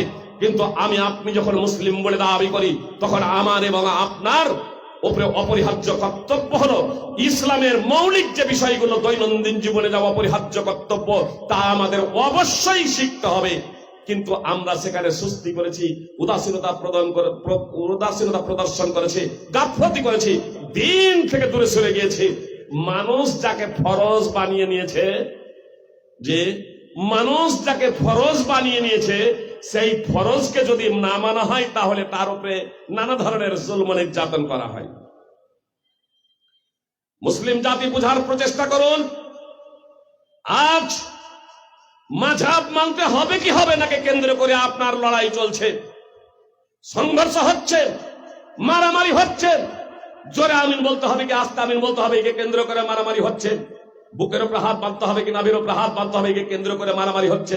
সুপ্রিয় ভাই এবং বোন, যে কোনো মাযহাবের, যে কোনো মাসলাকের লোক হোক না হন না কেন, আমি যে কথাগুলো বলছি, কথাগুলো একটু বুঝার প্রচেষ্টা করুন, হৃদয়ঙ্গম করার চেষ্টা করুন। আজকে আমরা কোন জায়গাতে বসবাস করছি, আজকে আমাদের আকীদা এবং মাসলাক কি হয়ে দাঁড়িয়েছে। সুপ্রিয় ভাই এবং বোন, একে অপর মুসলিমের রক্ত নিয়ে হোলি খেলতে আমরা দ্বিধাবোধ করি না। অমুসলিমদের কাছে কি আমরা বার্তা দেব? কাল কিয়ামতের মাঠে মুহাম্মদ সাল্লাল্লাহু আলাইহি সাল্লামের সম্মুখে দেখা হলে আমরা কি জবাব দেব? আর আল্লাহ তাআলাকে কি জবাব দেব? সুপ্রিয় ভাই এবং বোন, আমাদের আচরণের পরিবর্তন ঘটাতে হবে, মানসিকতার পরিবর্তন ঘটাতে হবে, পবিত্র কোরআন এবং সুন্নাহ অনুযায়ী আমাদেরকে জীবনযাপন করতে হবে। সুপ্রিয় ভাই এবং বোন, অথচ রাসূল সাল্লাল্লাহু আলাইহি সাল্লাম যে বিষয়ে বলেছেন অপরিহার্য কর্তব্য, সেই বিষয়ে আমরা প্রত্যেকেই শিথিলতা প্রদর্শন করি। মাযহাব মানতে হবে কি হবে না, একে কেন্দ্র করে তা আমাদের জোর চর্চা, সমাজ থেকে বহিষ্কার পর্যন্ত করা হয়। অথচ নবী সাল্লাল্লাহু আলাইহি সাল্লাম যে জিনিসটাকে অপরিহার্য করে দিয়েছেন, নবী সাল্লাল্লাহু আলাইহি সাল্লাম বলেছেন তালাবুল ইলমি ফরিজাতুন আলা কুল্লি মুসলিম, প্রত্যেক মুসলিমের জন্য বিদ্যা অর্জন করা, ইসলামের মৌলিক বিষয় শিক্ষা করা অপরিহার্য কর্তব্য। সহিহুল জামি হাদিস নম্বর 3913 ও 14। সুপ্রিয় ভাই এবং বোন, নবী সাল্লাল্লাহু আলাইহি ওয়াসাল্লাম দিনের মৌলিক বিষয়গুলো শিক্ষা করা প্রত্যেক মুসলমান নর নারী, প্রত্যেক মুসলমান পুরুষ এবং মহিলার উপরে অপরিহার্য কর্তব্য করে দিয়েছেন। অথচ মুসলমানদের সব মাযহাবের মধ্যেই, সব মাসলাকের মধ্যেই আপনার অজ্ঞ রয়েছে, জাহেল রয়েছে, আপনার জানে না। লা ইলাহা ইল্লাল্লাহ সম্পর্কে তো সিংহভাগ মুসলমান জানে না। অনেকেই আবার টুপি পায়জামা পাঞ্জাবি পড়ে আছে, এরাও অনেকেই লা ইলাহা ইল্লাল্লাহর তাৎপর্য বোঝে না। সুপ্রিয় ভাই এবং বোন, যখন উত্তরাধিকার সূত্রে এই টুপি পায়জামা পাঞ্জাবি এসেছে, লেখাপড়া করে নয়। জি, এটা ভাববেন না যে টুপি পায়জামা পাঞ্জাবি পড়ে আছে তাহলে হয়তো লেখাপড়া করেছে, কিছু আছে। না হলে এ কথা লা ইলাহা ইল্লাল্লাহ বলার পরে সে এ কথা বলে কি করে যে সব ধর্ম সঠিক? লা ইলাহা ইল্লাল্লাহ বলার পরে সে কি করে বলে যে সব ধর্ম সঠিক? অথচ লা ইলাহা ইল্লাল্লাহর তাৎপর্যই হলো আল্লাহ ছাড়া সত্য কোনো উপাস্য নেই। আল্লাহ ছাড়া সত্য কোনো উপাস্য নেই। উপাস্য তো অনেক আছে, তাহলে সত্য উপাস্য হলেন একমাত্র আল্লাহ। যালিকা বিআন্নাল্লাহু হুয়াল হক ওয়া আন্না মা ইয়াদউনা মিন দুনিহি হুয়াল বাতিল। এটা এজন্যই যে আল্লাহ তাআলাই হলেন চূড়ান্ত সত্য, বাস্তব। আর তারা আল্লাহকে বাদ দিয়ে যাদেরকে ডাকে আহ্বান করে তা হলো বানামাট, কল্পিত, মিথ্যা। সূরা হজ 22 নম্বর সূরার 62 নম্বর আয়াতের অংশ বিশেষ। সুপ্রিয় ভাই এবং বোন, লা ইলাহা ইল্লাল্লাহর মাধ্যমে স্পষ্ট ভাবে সে ঘোষণা দিচ্ছে আল্লাহ ছাড়া সত্য কোনো উপাস্য নেই। আর যারা বাতিল উপাস্যের উপাসনা করে তারাও বলে যে তারাও সঠিক করছে, তারাও সঠিক করছে। যেখানে আল্লাহ তাআলা পবিত্র করেন স্পষ্ট ভাবে ঘোষণা দিচ্ছেন, ইন্নাকুম ওয়া মা তা'বুদুনা মিন দুনিল্লাহি হাসাবু জাহান্নাম আনতুম লাহা ওয়ারিদুন। আল্লাহ তাআলা যেখানে স্পষ্ট ভাবে ঘোষণা দিচ্ছেন যে আল্লাহকে ছেড়ে, ইন্নাকুম ওয়া মা তা'বুদুনা মিন দুনিল্লাহি হাসাবু জাহান্নাম, নিশ্চয় নিশ্চয় তোমরা এবং তোমরা যারা উপাসনা করো আল্লাহকে ছাড়া সবাই জাহান্নামের ইন্ধন হবে। আল্লাহ তাআলা স্পষ্ট ভাবে ঘোষণা দিয়ে দিলেন তোমরা এবং তোমরা আল্লাহকে ছাড়া যাদের উপাসনা করো তারা সকলেই জাহান্নামের ইন্ধন হবে। আর আজকে আমি বলছি যে না, সব ধর্ম সঠিক, সব ধর্ম সঠিক। এ থেকে স্পষ্ট হয়ে যাচ্ছে সুপ্রিয় ভাই এবং বোন যে আসলে তারা লা ইলাহা ইল্লাল্লাহর তাৎপর্য বুঝে না। ইন্নাকুম ওয়া মা তা'বুদুনা মিন দুনিল্লাহি হাসাবু জাহান্নাম আনতুম লাহা ওয়ারিদুন। নিশ্চয় তোমরা এবং আল্লাহকে বাদ দিয়ে তোমরা যাদের উপাসনা করো, ইবাদত করো, পূজা করো, ডাকো যাদের, তারা সকলেই জাহান্নামের জ্বালানি হবে। আনতুম লাহা ওয়ারিদুন, তোমরা সেখানে প্রবেশ করবে। সুপ্রিয় ভাই এবং বোন, মানুষ চন্দ্র সূর্যের কিছু মানুষ আছে উপাসনা করে, পাহাড় পর্বতের বৃক্ষ গুল্মের উপাসনা করে, পশু পক্ষীর উপাসনা করে, যা কিছুর উপাসনা করে সেই জিনিসগুলোকে দেওয়া হবে। আল্লাহ বলছেন ইন্নাকুম ওয়া মা তা'বুদুনা মিন দুনিল্লাহি হাসাবু জাহান্নাম। সূরা আম্বিয়া 21 নম্বর সূরার 58 নম্বর আয়াত। তাদের সকলকেই জাহান্নামে দেবেন। লাউ কানা হাউলাই আলিহাতাম মা ওয়ারাদুহা ওয়া কুল্লুন ফিহা খালিদুন। যদি তারা এলা হতো, উপাস্য হতো, তবে তারা জাহান্নামে প্রবেশ করতো না। আর তারা সবাই তাতে স্থায়ী হয়ে থাকবে, পূজারীও থাকবে, পূজ্যও থাকবে। জি, কেউ বলতে পারেন যে তাহলে ঈসা আলাইহিস সালামের যে উপাসনা করা হয়, আল্লাহ তার জবাব দিয়ে দিয়েছেন এই সূরাতেই। আম্বিয়া, সূরা আম্বিয়া 21 নম্বর সূরার 101 নম্বর আয়াতে, ইন্নাল্লাযীনা সাবাকাত লাহুম মিনাল হুসনা উলাইকা আনহা মুবাআদুন। আমার পক্ষ থেকে যাদের জন্য পূর্বেই কল্যাণ নির্ধারিত রয়েছে তাদেরকে তা থেকে দূরে রাখা হবে। ঈসা আলাইহিস সালাম তো বলেননি যে আমার উপাসনা করো। ঈসা আলাইহিস সালাম এক অদ্বিতীয় আল্লাহ তাআলার দিকে আহ্বান করেছেন। সুপ্রিয় ভাই এবং বোন, তার উম্মত, তার অনুসারীরা, পথভ্রষ্ট যারা হয়েছে তারা অপরাধী হবে। আর আপনার চন্দ্র সূর্য পাহাড় পর্বত এগুলোকে যে আল্লাহ জাহান্নামে দেবেন, তো ওগুলোকে শাস্তি দেওয়ার জন্য নয়, বরং ওই উপাসকদের, পূজারীদেরকে শাস্তি দেওয়ার জন্য আল্লাহ তাআলা নরকে এবং জাহান্নামে দেবেন। যেখানে আল্লাহ তাআলা পবিত্র করার স্পষ্ট ভাবে ঘোষণা দিয়ে দিচ্ছেন যে সত্য দিন হলো একমাত্র ইসলাম। আল্লাহ তাআলা প্রদত্ত জীবন ব্যবস্থা হলো একমাত্র ইসলাম। ইসলাম ছাড়া পৃথিবীতে যত ধর্ম আছে সবই বাতিল। সূরা আলে ইমরান 3 নম্বর সূরার 85 নম্বর আয়াত অধ্যয়ন করুন। সেখানে আজ বলছে ধর্ম যার যার, উৎসব সবার। কিছু হুজুরাও এই সুরের সাথে সুর মিলিয়ে যাচ্ছে, যে কিছু বক্তা পণ্ডিত এ সুরের সাথে সুর মিলিয়ে যাচ্ছে। ধর্ম যার যার, উৎসব সবার। সুপ্রিয় ভাই এবং বোন, কথা খুব মনোযোগ দিয়ে শুনুন। সাহাবে যাহাক রাদিয়াল্লাহু তাআলা আনহু সূত্রে বর্ণিত, এক ব্যক্তি রাসূলুল্লাহ সাল্লাল্লাহু আলাইহি সাল্লামের কাছে এসে বলল, ইন্নী নাদারতু আন আযবাহাল ইবিলা বিবুয়ানা। আমি একটা নজর মেরেছি, আমি একটা মানত করেছি বুয়ানা নামক স্থানে উট জবাই করার। তো নবী সাল্লাল্লাহু আলাইহি সাল্লাম উপস্থিত সাহাবাদের জিজ্ঞেস করলেন, ওই বুয়ানা নামক স্থানে কি মূর্তি পূজা হতো? বুয়ানা নামক স্থানে কি জাহিলিয়াতের যুগে কোনো প্রকারের মূর্তি পূজা হতো? সাহাবায়ে কেরাম বললেন না। নবী সাল্লাল্লাহু আলাইহি সাল্লাম আবার প্রশ্ন করছেন, সেখানে কি বেধর্মীদের জাহিলিয়াতের যুগের কোনো উৎসব হতো, ধর্মীয় অনুষ্ঠান হতো, ধর্মীয় অনুষ্ঠান হতো, ধর্মীয় উৎসব হতো? সাহাবায়ে কেরাম বলেন, আল্লাহ রাসূল না। তখন রাসূল সাল্লাল্লাহু আলাইহি সাল্লাম বলেন, আউফি বিনাজরি, তাহলে তুমি তোমার মানত পূরণ করো, মানত পূরণ করো। কেন? যদি সেখানে মূর্তি পূজা সে যুগে হতো, জাহিলিয়াতের যুগেও, তাদের যদি বেধর্মীদের ধর্মীয় উৎসব হতো, নবী সাল্লাল্লাহু আলাইহি সাল্লাম নিষেধ করতেন যে চলবে না। সুতরাং নবী সাল্লাল্লাহু আলাইহি সাল্লাম বললেন, লা ফাইন্নাহু লা ওয়াফা লিনাদরিন ফি মাসিয়াতিল্লাহ। আল্লাহ তাআলার অবাধ্যতায় মানত পূরণ করা বৈধ নয়। সুনানে আবি দাউদ হাদিস নম্বর 3313। সুপ্রিয় ভাই এবং বোন, যখন জবাই করবে তখন কিন্তু আর মূর্তি পূজা হয় নাই। তারপরেও আল্লাহ রাসূল জিজ্ঞেস করছেন যে অতীতে কি হতো? অতীতে হতো। সুপ্রিয় ভাই এবং বোন, আপনি বলছেন আমি ছাগল জবাই করছি আল্লাহর নাম নিয়ে, কিন্তু কার সন্তুষ্টিতে করছেন? মাজারে কেন? মাজারে কেন? লা আকরাফিল ইসলাম। কবরের পাশে জবাই করা এটা ইসলামের রীতি নয়। সুনানে আবি দাউদের হাদিস। সুপ্রিয় ভাই এবং বোন, দ্বিতীয়, অন্যের নামে অন্যের সন্তুষ্টির জন্য যদি আপনার জবাই করা হয় আল্লাহর নাম নিয়েও, তাহলে সেটা শিরকে পরিণত হয়ে যাবে। সুপ্রিয় ভাই এবং বোন, আপনি দান করছেন, আপনি আল্লাহু আকবার বলে নামাজে দাঁড় হয়েছেন, আল্লাহু আকবার বলে আল্লাহর সন্তুষ্টির জন্য নামাজে দাঁড় হয়েছেন। পার্শ্বে হুজুর এসেছেন, আপনি মনে মনে ভাবছেন হুজুর তাকাচ্ছেন আমার দিকে, তো নামাজটা একটু ভালো করে পড়ি ধীর স্থির ভাবে। এবার সন্তুষ্টি হুজুরের এখানে আপনার শিরক অনুপ্রবেশ করছে, তার কারণে এখানে লৌকিকতা চলে আসছে। আপনি বেনামাজি, সুপ্রিয় ভাই এবং বোন, নামাজ পড়েন না, কিন্তু আপনি নববর, আমার বোন পাত্রী, তাকে যে বিয়ে করবে সে দেখতে এসেছে, ছেলে নামাজি, মুলবি সাহেব, জি আলেম, তার সাথে এসেছে বোন মা, এবার নামাজ পড়ে না, কিন্তু ওকে দেখে নামাজ পড়ছে। জি আপনি বেনামাজি আছেন, যখন ইচ্ছা তখন আপনি নামাজ ধরে নেবেন, যখন ইচ্ছা তখন, সাধারণভাবে এটা আমি বলছি, মানে যখন ইচ্ছা তখন আপনি ধরতে পারেন, কোনো সমস্যা নেই।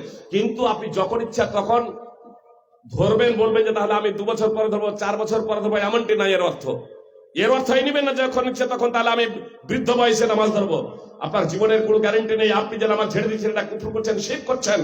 বেনামাজি যারা আছেন তারা এখন থেকে মানসিক দিক থেকে দৃঢ় ভাবে তওবা করুন যে আজকের পর থেকে আর আমি বেনামাজি থাকবো না, আমি নামাজি হয়ে যাব, কোরআন এবং সুন্নাহকে মেনে চলবো পৃথিবীতে যতদিন বেঁচে থাকবো। আমার বলার লক্ষ্য এবং উদ্দেশ্য হলো, ও এবার নামাজ পড়ছে শুধু এই কারণে যে ওর ননদ হবে সে নামাজি।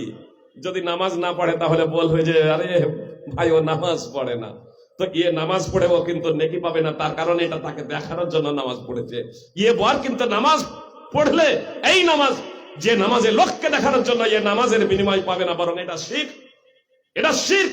মুহাম্মদ বিন লাবিদ রাদিয়াল্লাহু তাআলা আনহু সূত্রে বর্ণিত, রাসূল সাল্লাল্লাহু আলাইহি সাল্লাম বলেছেন, ইন্না আখাফা মা আখাফু আলাইকুম আশ-শিরকুল আসগার। নবী সাল্লাল্লাহু আলাইহি সাল্লাম বলেছেন, আমি তোমাদের উপরে সবথেকে যে বিষয়ে বেশি ভয় করি তা হলো ছোট শিরক। সাহাবায়ে কেরাম জিজ্ঞেস করলেন, ছোট শিরক কি? নবী সাল্লাল্লাহু আলাইহি সাল্লাম বললেন, আর রিয়া, লৌকিকতা, লোক দেখানো। মুসনাদ আহমদ সুপ্রিয় ভাই এবং বোন, এজন্য আপনাদের কাছে আমার বিনীত অনুরোধ যে আমাদেরকে লোক দেখানো কোনো কিছু করলে হবে না। এ লা ইলাহা ইল্লাল্লাহ তাৎপর্য এ বুঝেই না, তাহলে আমরা লা ইলাহা ইল্লাল্লাহ তাৎপর্য না বোঝার কারণে আমরা শিরক করছি সুপ্রিয় ভাই এবং বোন। আর আমি আপনাদের আগেই বলেছি, মুসলমানদের অধপতনের অন্যতম কারণ হলো অজ্ঞতা, জিহালাত। আমরা কি জেনে শুনে শিরক করছি?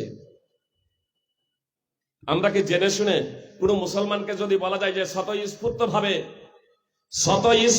ভাবে অন্তরের অন্তঃস্থল থেকে, এমনকি ঘৃণা জেনেও, অন্তরে ঘৃণা জেনেও স্বতঃস্ফূর্ত ভাবে এমন কোন স্থানে অংশগ্রহণ করা যাবে না, এমন কোন মিছিলে বা এমন কোন কাজে যোগদান করা যাবে না যে সমস্ত কাজ শিরক, যেখানে পাপাচার হচ্ছে সেই সমস্ত জায়গায় যাওয়া যাবে না সুপ্রিয় ভাই এবং বোন।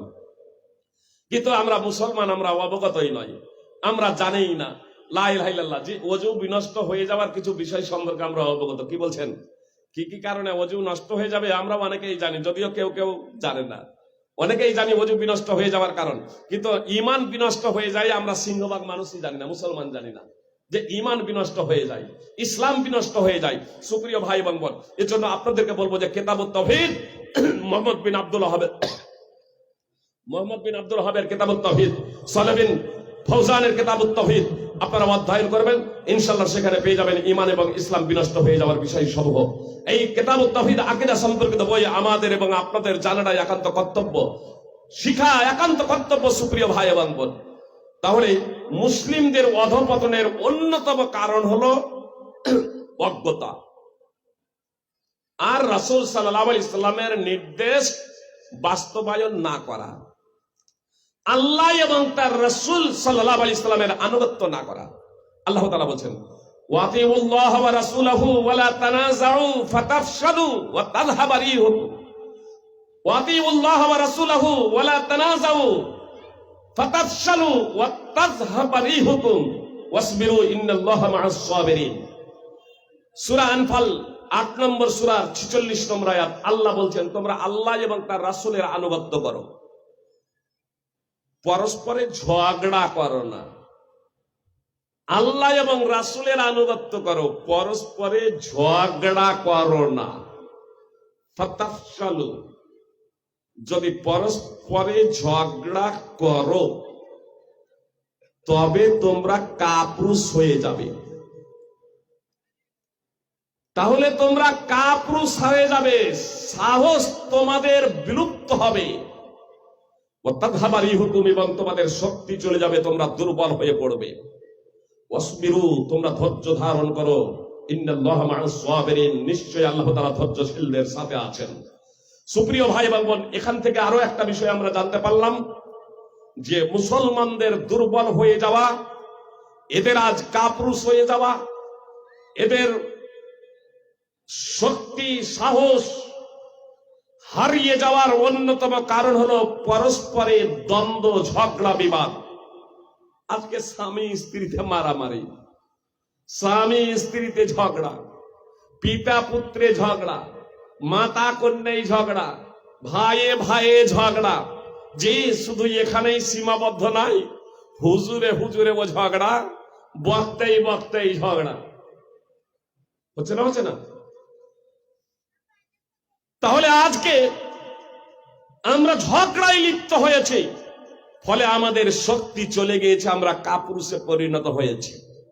ঝগড়ায় লিপ্ত হলাম কেন? কথা মনোযোগ দিয়ে শুনেন।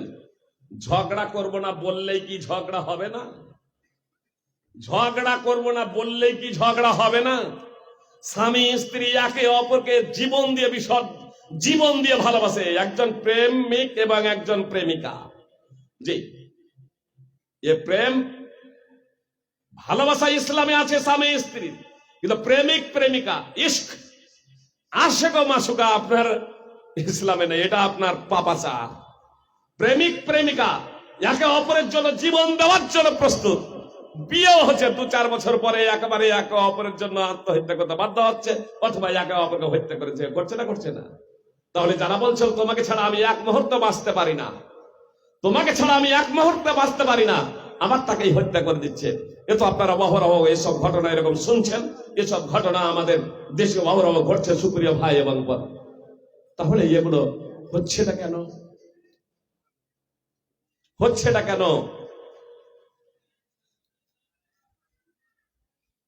আমাদের ধন সম্পদ যে এনআরসি কে কেন্দ্র করে আমাদের একটা ভীতি ও সন্ত্রস্ত, আমাদের অন্তরে একটা ভীতি এবং আতঙ্ক তৈরি হয়েছিল। আসামে যখন এনআরসি হলো তখন আমাদের অন্তরে আতঙ্ক সৃষ্টি হয়েছিল না হয়নি? আধার কার্ড আর প্যান কার্ড কে যে কোথায় আছে, বিদেশ থেকে একদম ছুটে চলে আসে, বিদেশ থেকেও ছুটে চলে আসে। আর আধার কার্ড আর ভোটার কার্ড জমির দলিল ঠিক করার জন্য সব উঠে পড়ে লাগে। জি, যখন বলা হলো পশ্চিম বাংলাতেও এনআরসি হবে যেমন আসামে হয়েছে, জি পশ্চিম বাংলাতেও হয়েই যেত, কিন্তু আসামে যখন এনআরসি করতে গেল সিংহভাগই হয়ে গেছে ও মুসলমান। জি, সিংহভাগই আপনার ও মুসলমান ছাঁটাই পড়ে গেছে।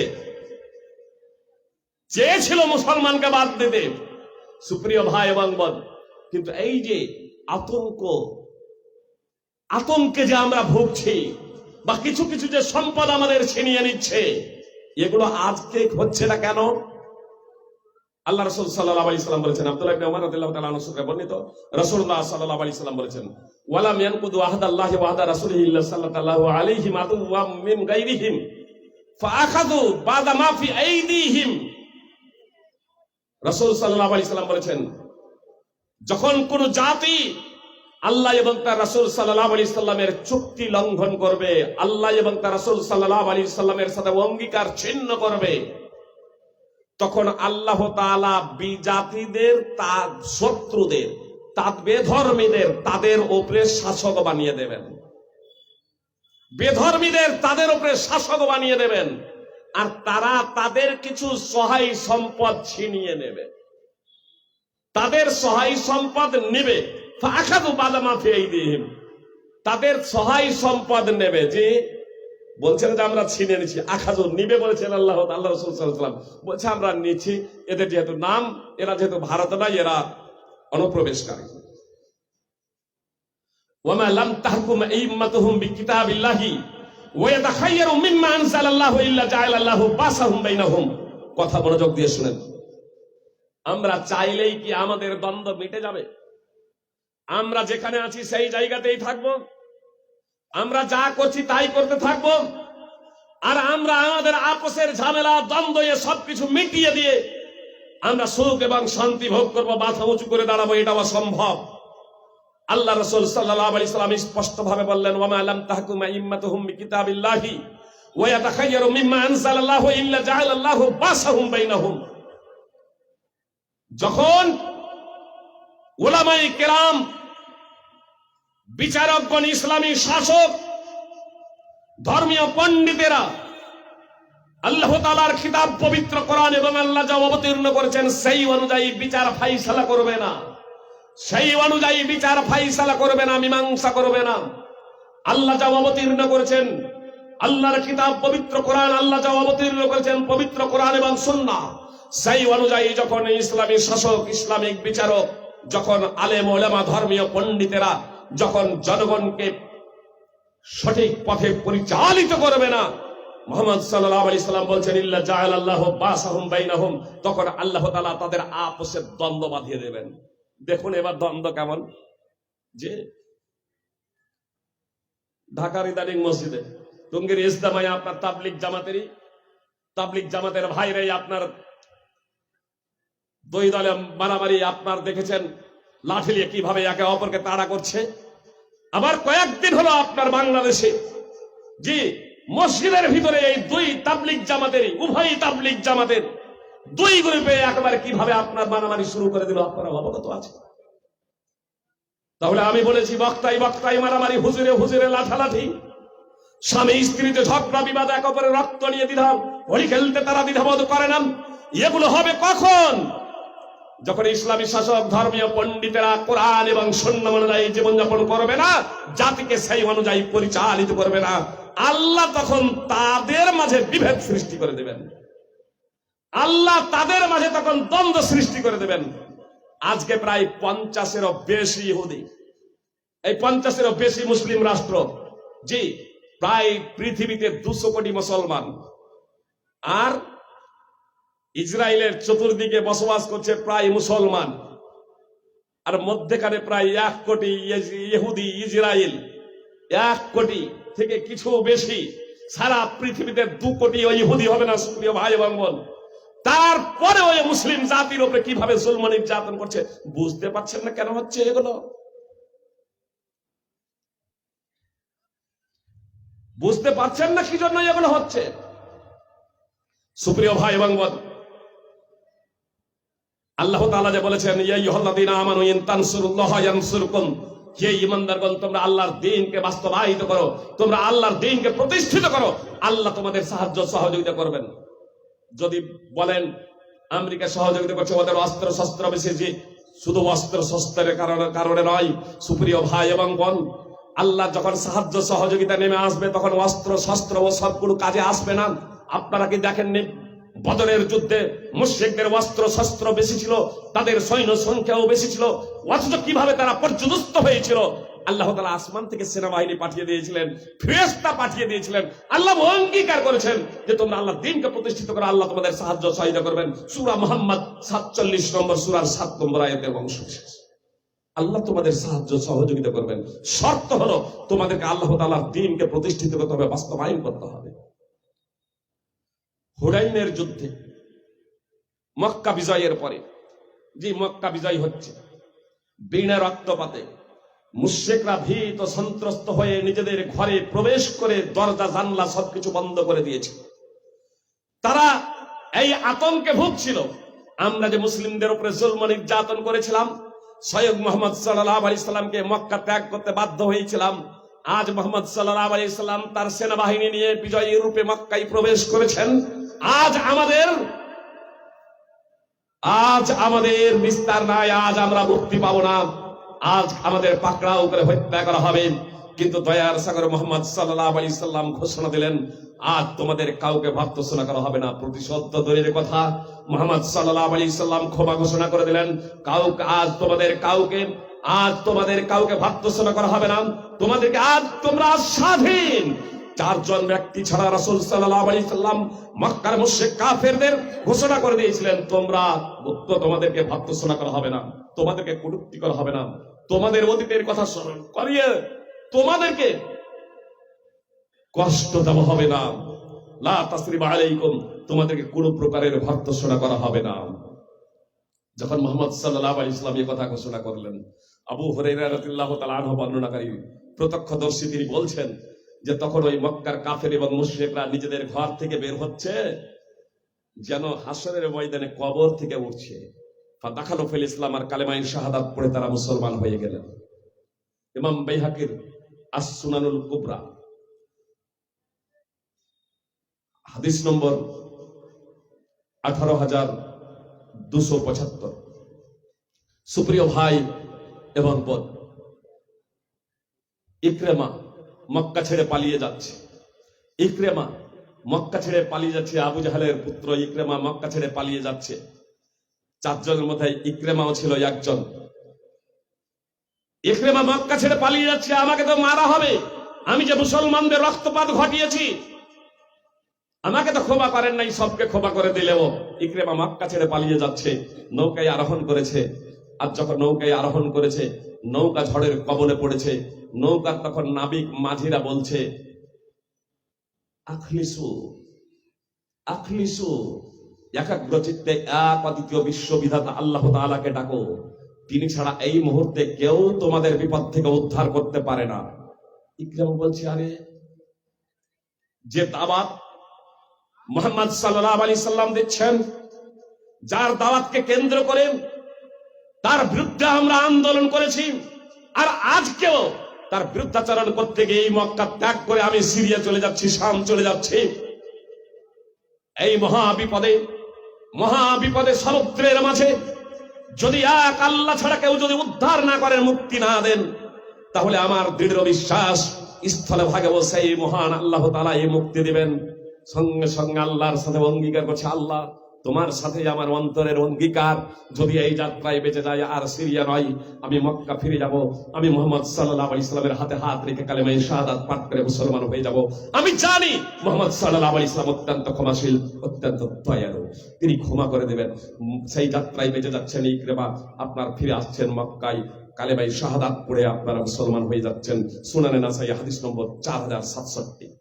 সুপ্রিয় ভাই এবং তাহলে ইসলামকে বুঝা এবং সেই অনুযায়ী জীবনযাপন করা, এতেই রয়েছে সফলতা। আজকে আমাদের মাঝে দ্বন্দ্ব এবং ফ্যাসাদ, মুসলিম জাতির অধঃপতনের অন্যতম কারণ হলো অজ্ঞতা। মুহাম্মদ সাল্লাল্লাহু আলাইহি সাল্লামের বিরুদ্ধাচরণ এই অজ্ঞতার কারণে, সাহাবাদের বিরুদ্ধাচরণ, মানহাজে সালাফের বিরুদ্ধাচরণ এই অজ্ঞতার কারণেই। সুপ্রিয় ভাই এবং বোন, অথচ এই মুসলিমদের আবার অজ্ঞতার কারণেই অনেক দলে বিভক্ত হয়েছে, আর এখনো বিভক্ত হতেই আছে অজ্ঞতার কারণে। যেখানে মুসলমানরা আস্তে আমিন না জোরে আমিন, কথা খুব মনোযোগ দিয়ে শুনবেন, যেখানে মুসলমানরা আস্তে আমিন না জোরে আমিনকে কেন্দ্র করে ঝগড়া করে, মারামারি করে, মসজিদ ভাগাভাগি করে, তখন এই মুসলমানদের সন্তান সন্ততি কাদিয়ানি হয়ে যাবে, এটা কেউ কল্পনা করেছিল? কিন্তু হবে এটা স্বাভাবিক আমাদের অজ্ঞতার কারণে। মির্জা গোলাম আহমদ কাদিয়ানি যখন নিজেকে ইমাম মেহেদী বলে দাবি করলো, তখন তাকে কিছু লোক ইমাম মেহেদী বলে মেনে নিল। চলতে চলতে আবার বলছে আমি হলাম ঈসা। প্রথমে ইমাম মেহেদী, তারপরে বলল ঈসা নবী। কিছু মুসলমান তাকে নবী বলে মানে না, ঈসা বলে মানে না। সুপ্রিয় ভাই এবং বোন, ভারত, পাকিস্তান, বাংলাদেশ, আমেরিকা, বিভিন্ন জায়গায় তারা আজ ছড়িয়ে ছিটিয়ে আছে। কিছু মুসলমান মির্জা গোলাম আহমদ কাদিয়ানিকে আপনার নবী ঈসা বলে বিশ্বাস স্থাপন করেছে, ইমাম মেহেদী বলে বিশ্বাস স্থাপন করেছে। ইদানিং কালে আবার বোম্বাইয়ে শাকিল বিন হানিফ নিজেকে ইমাম মেহেদী বলে দাবি করলো, আবার কিছু যুবক আপনার তাকে ইমাম মেহেদী বলে মেনে নিল। কেন? অজ্ঞতার কারণে, মানে সঠিকভাবে জ্ঞান অর্জন করেনি, সঠিক জ্ঞান না থাকার কারণে। মানে মুহাম্মদ সাল্লাল্লাহু আলাইহি সাল্লামের হাদিস সম্পর্কে অবগত, এরা আলেম ওলামাদের মুখে বক্তব্য শুনেছেন, ঈসা আলাইহিস সালাম আসবেন, ইমাম মেহেদী আসবেন, দাজ্জাল আসবে। স্বাভাবিকভাবেই এবার কেউ যখন বলছে যে আমি ইমাম মেহেদী আর ঈসা, তার মধ্যে মুহাম্মদ সাল্লাল্লাহু আলাইহি সাল্লাম তো বলেছেন আসবেন, তাহলে এই নেই। বিভ্রান্ত হয়ে যাওয়ার, মুসলমানদের অধঃপতনের অন্যতম কারণ হলো, এক নম্বর আমি বলেছি, এটা অজ্ঞতা। ওয়া আকসারুহুম লা ইয়াকিলুন, তাদের অধিকাংশই বুঝে না, সূরা মাইদা 5 নম্বর সূরার 103 নম্বর আয়াত। সুপ্রিয় ভাই এবং বোন, অধিকাংশই বুঝে না। আসুন, যখন দাজ্জালের প্রসঙ্গটা চলেই এলো, তখন একটু আপনাদের এ প্রসঙ্গে, তার কারণ উত্তরণের পথ যেহেতু রয়েছে, অধঃপতনের কারণে এবং উত্তরণের পথ, তা থেকে মুক্তির উপায়। তো সুপ্রিয় ভাই এবং বোন, আমরা কেউ বিভ্রান্তির বেড়া জালে পড়ে নিজের ঈমানকে বিক্রি করব না, যদি সঠিক ধারণাটা আমাদের থাকে। কথা একটু মনোযোগ দিয়ে শুনবেন, মনোযোগ দিয়ে না শুনলে কিন্তু কথা বুঝতে সমস্যা হবে। দাজ্জালের কথা শুনেছেন না শুনেননি? কি বলছেন? দাজ্জালের আলোচনা শুনেছেন না শুনেননি? ঈসা আলাইহিস সালাম আসবেন, এটা জানেন না? ইমাম মেহেদী আসবেন, জানেন না? সুপ্রিয় ভাই এবং বোন, দাজ্জালের কয়টা চোখ হবে? যে দাজ্জালের কয়টা চোখ? একটা। যে বাংলাদেশ থেকে একজন বলছে আসলে দাজ্জাল বলতে কোনো কিছু আসবে না, মানে কক ডাক্তার, মানে অ্যারাবিকের কক ডাক্তার, বক্তব্যের কক ডাক্তার, বুঝতে পেরেছেন? বলে দাজ্জাল বলতে কোনো কিছু আসবে না, আসলে এটা ট্রেন, দেখছেন না হেডলাইট একটাই, তো দাজ্জালের একটা চোখ। সুপ্রিয় ভাই এবং বোন, আমাদের আধা শুনেছি বলে আমরা বিভ্রান্ত হয়ে যাই। বক্তব্য শুনতে হলে ভালোভাবে শুনতে হবে, আর বক্তাকে ও বক্তব্য দিতে হলে ভালো করে বক্তব্য দিতে হবে, স্টাডি করে, অধ্যয়ন করে। যে কথা একটু মনোযোগ দিয়ে শুনুন, দাজ্জালের চোখ একটা নয়, দাজ্জালের চোখ হবে দুটো। দাজ্জালের চোখ হবে দুটো। সহিহ বুখারী, মুসলিম সহ বিভিন্ন হাদিস গ্রন্থে রয়েছে। সহিহ বুখারী হাদিস নম্বর ৭০৪০৮, সহিহ মুসলিম হাদিস নম্বর ২৯৩৩-৩৪, সহিহ বুখারী ১৫৫৫ নম্বর হাদিসও রয়েছে। অনেক হাদিস রয়েছে, অন্যান্য হাদিসেও রয়েছে যে দাজ্জালের চোখ হবে দুটো। তাহলে আমরা একটা বলছি কেন? কয় চোখ কানা হবে? এটাও সঠিক নয়। দাজ্জালের দুই চোখ হবে, দুই চোখে কানা। আসলে রাসূল সাল্লাল্লাহু আলাইহি সাল্লাম তার উম্মতকে দাজ্জালের আকার, আকৃতি, ধরন, পদ্ধতি সম্পর্কে এমন কিছু বলে গিয়েছেন যাতে তার উম্মতে মুসলিমা বিভ্রান্ত না হয়। মুহাম্মদ সাল্লাল্লাহু আলাইহি সাল্লাম বলেছেন, দাজ্জালের ফিতনা এত ভয়ঙ্কর ফিতনা। মুহাম্মদ সাল্লাল্লাহু আলাইহি সাল্লাম বলেছেন, পৃথিবীতে এমন কোন নবী আসেন নাই, আল্লাহ তাআলা পৃথিবীতে এমন কোন নবী প্রেরণ করেন নাই যিনি তার উম্মতকে দাজ্জালের ফিতনা থেকে সতর্ক করেন নাই। অর্থাৎ পৃথিবীতে আল্লাহ যত নবী প্রেরণ করেছিলেন, প্রত্যেক নবী তার উম্মতকে দাজ্জালের ফিতনা থেকে সতর্ক করেছিলেন। মুহাম্মদ সাল্লাল্লাহু আলাইহি সাল্লাম উম্মতে মুসলিমাকে সতর্ক করেছেন এবং বলেছেন যে তোমাদের দাজ্জাল, তোমাদের মিথ্যাবাদী দাজ্জাল কানা, কিন্তু তোমাদের পালনকর্তা কানা নয়। সহিহ বুখারী ও মুসলিম, সহিহ বুখারী হাদিস নম্বর ৭১৩১। তাহলে দাজ্জাল হলো কানা, বুঝতে পেরেছেন? এবার তার আকৃতি ও ধরন বর্ণনা করছেন। সহিহ বুখারীতে একাধিক জায়গাতে এসেছে। ৭১২৩ নম্বর হাদিস দেখতে পারেন। সহিহ মুসলিমে হাদিস রয়েছে। সুপ্রিয় ভাই এবং বোন, রাসূল সাল্লাল্লাহু আলাইহি সাল্লাম দাজ্জালের ডান চোখ কানা। তো এই ডান চোখ প্রসঙ্গে বলছেন, দুই চোখই তো কানা, ডান চোখ প্রসঙ্গে বলছেন কান্নাহা ইনাবাতুন তাফিয়া, কান্নাহা ইনাবাতুন তাফিয়া। দাজ্জালের ডান চোখটা হবে আঙ্গুরের মতো ফোলা। তাহলে এটা ধরন বলা হলো একটা হাদিসে, বুঝতে পেরেছেন? এবার শুধু এতটুকু পড়লেন, দাজ্জালের ডান চোখ কানা।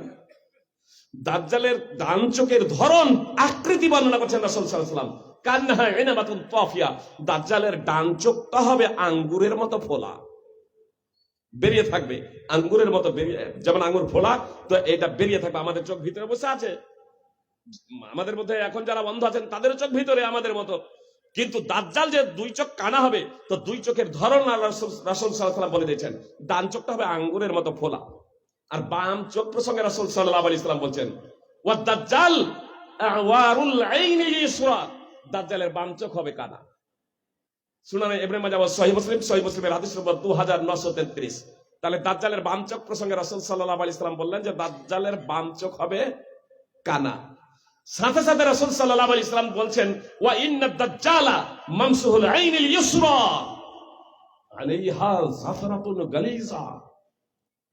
নিশ্চয়ই দাজ্জালের বাম চোখ হবে ল্যাপা, নিশ্চয়ই দাজ্জালের বাম চোখ হবে ল্যাপা, তার উপরে থাকবে নখের মতো পুরু চামড়া। মুসনাদ আহমদ, সহিহ মুসলিমের হাদিস নম্বর 2934। তাহলে দাজ্জালের দুই চোখই কানা হলো না? হলো না?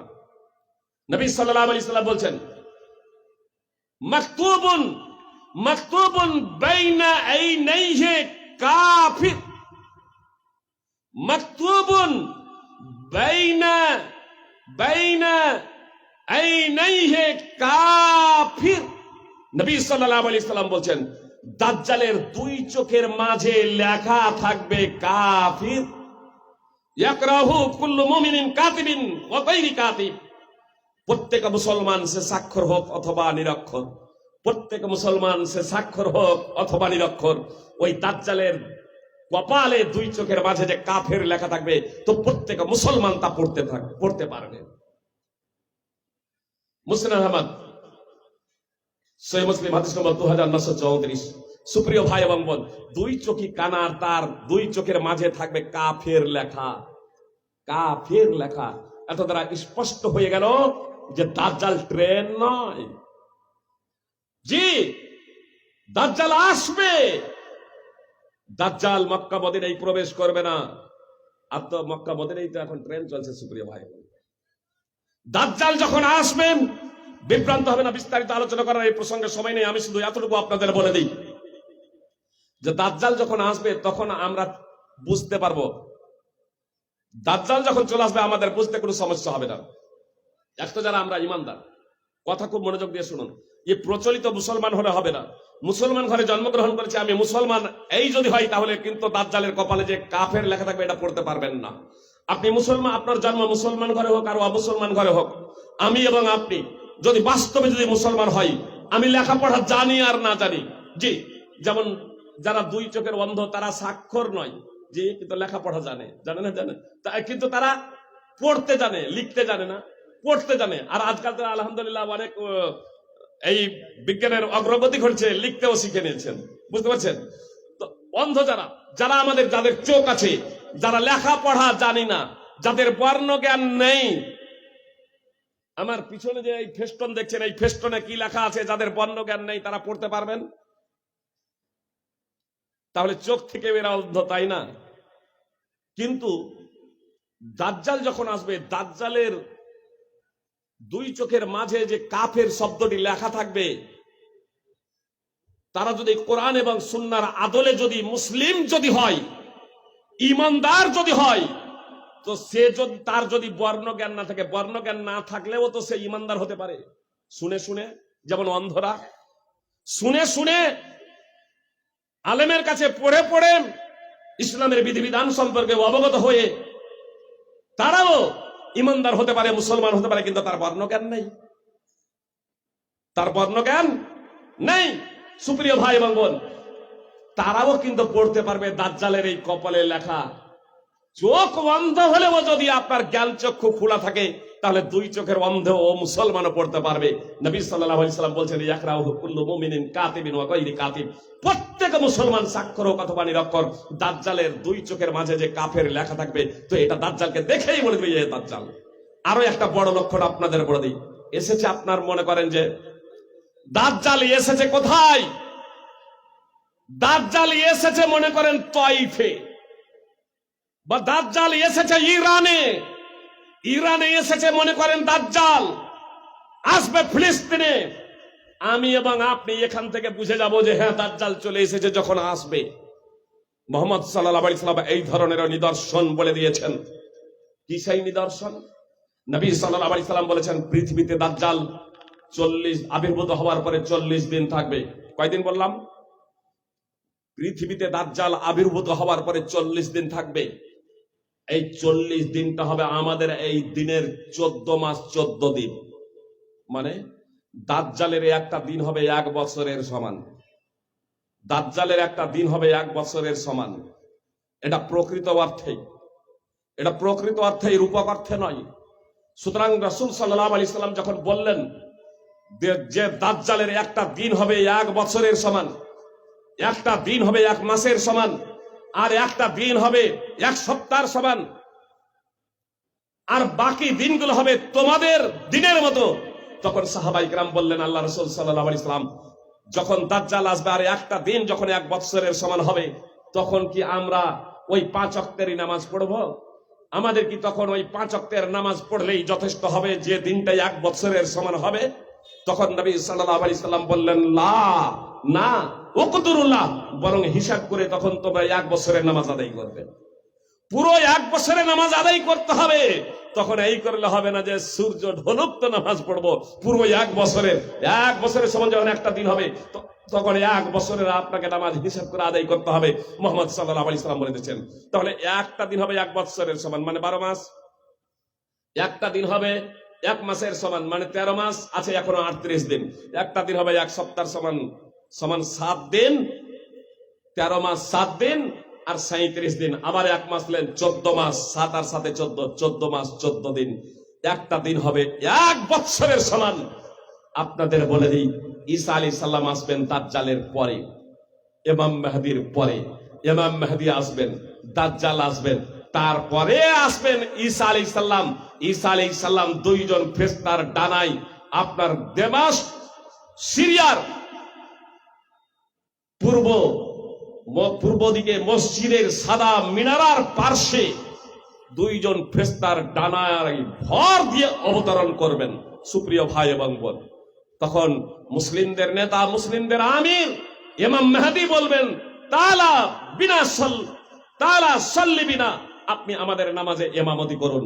তখন তিনি বলবেন, না, এই উম্মতের মাহাত্ম্য এবং মর্যাদার কারণে এই উম্মতের পিছনে ঈসা আলাইহিস সালাম নামাজ পড়বেন। সুপ্রিয় ভাই এবং বোন, আল মানারুল মুনিফ ইমাম ইবনে কাইয়িমের বিখ্যাত বই এবং সিলসিলাতুল হাদিস সহিহ হাদিস নম্বর 2236 নম্বর হাদিস। সুপ্রিয় ভাই এবং বোন, তাহলে ঈসা আলাইহিস সালাম আসবেন ইমাম মেহেদী, এবং দাজ্জালের পরে ঈসা আলাইহিস সালাম আসবেন। হাদিসে সুস্পষ্টভাবে বর্ণিত হয়েছে সুনানে আবি দাউদ, মুসনাদ আহমদে এবং সহিহ মুসলিম হাদিস নম্বর 2937, নওয়াজ বিন সামআন রাদিয়াল্লাহু তাআলা আনহু সূত্রে বর্ণিত। তো যখন দাজ্জালি আসে নাই, তাহলে ঈসা আলাইহিস সালাম আসার প্রশ্নই আসে না। অতএব যে কেউ নিজেকে ঈসা আলাইহিস সালাম বলে দাবি করেছে, সে মিথ্যাবাদী, এতে সন্দেহের কোনো অবকাশ নেই। কেউ যদি তাকে নবী বলে বিশ্বাস করে বা ঈসা বলে বিশ্বাস করে যে ঈসা বলে দাবি করেছে, তাহলে সে মুসলমান থাকতে পারে না।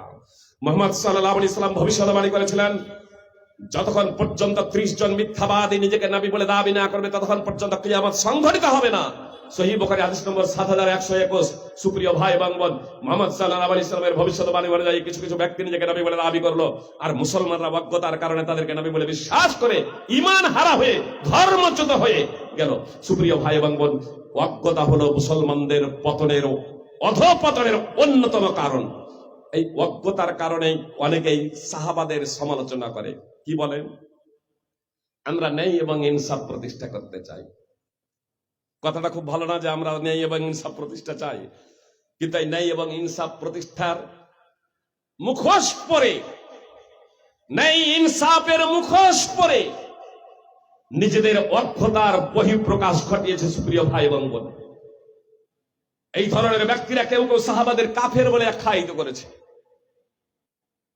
কেউ কেউ সাহাবাদের সমালোচনা করেছে, কেউ কেউ কাফের বলেছে সমালোচনা করতে গিয়ে। সুপ্রিয় ভাই এবং বোন, আবু বকর এবং উমর রাদিয়াল্লাহু তাআলা আনহুমদের মতো ব্যক্তিদেরও কাফের বলে, যারা নিজেদের মুসলমান বলে দাবি করে। সুপ্রিয় ভাই এবং বোন, কিছু আছে মানুষ,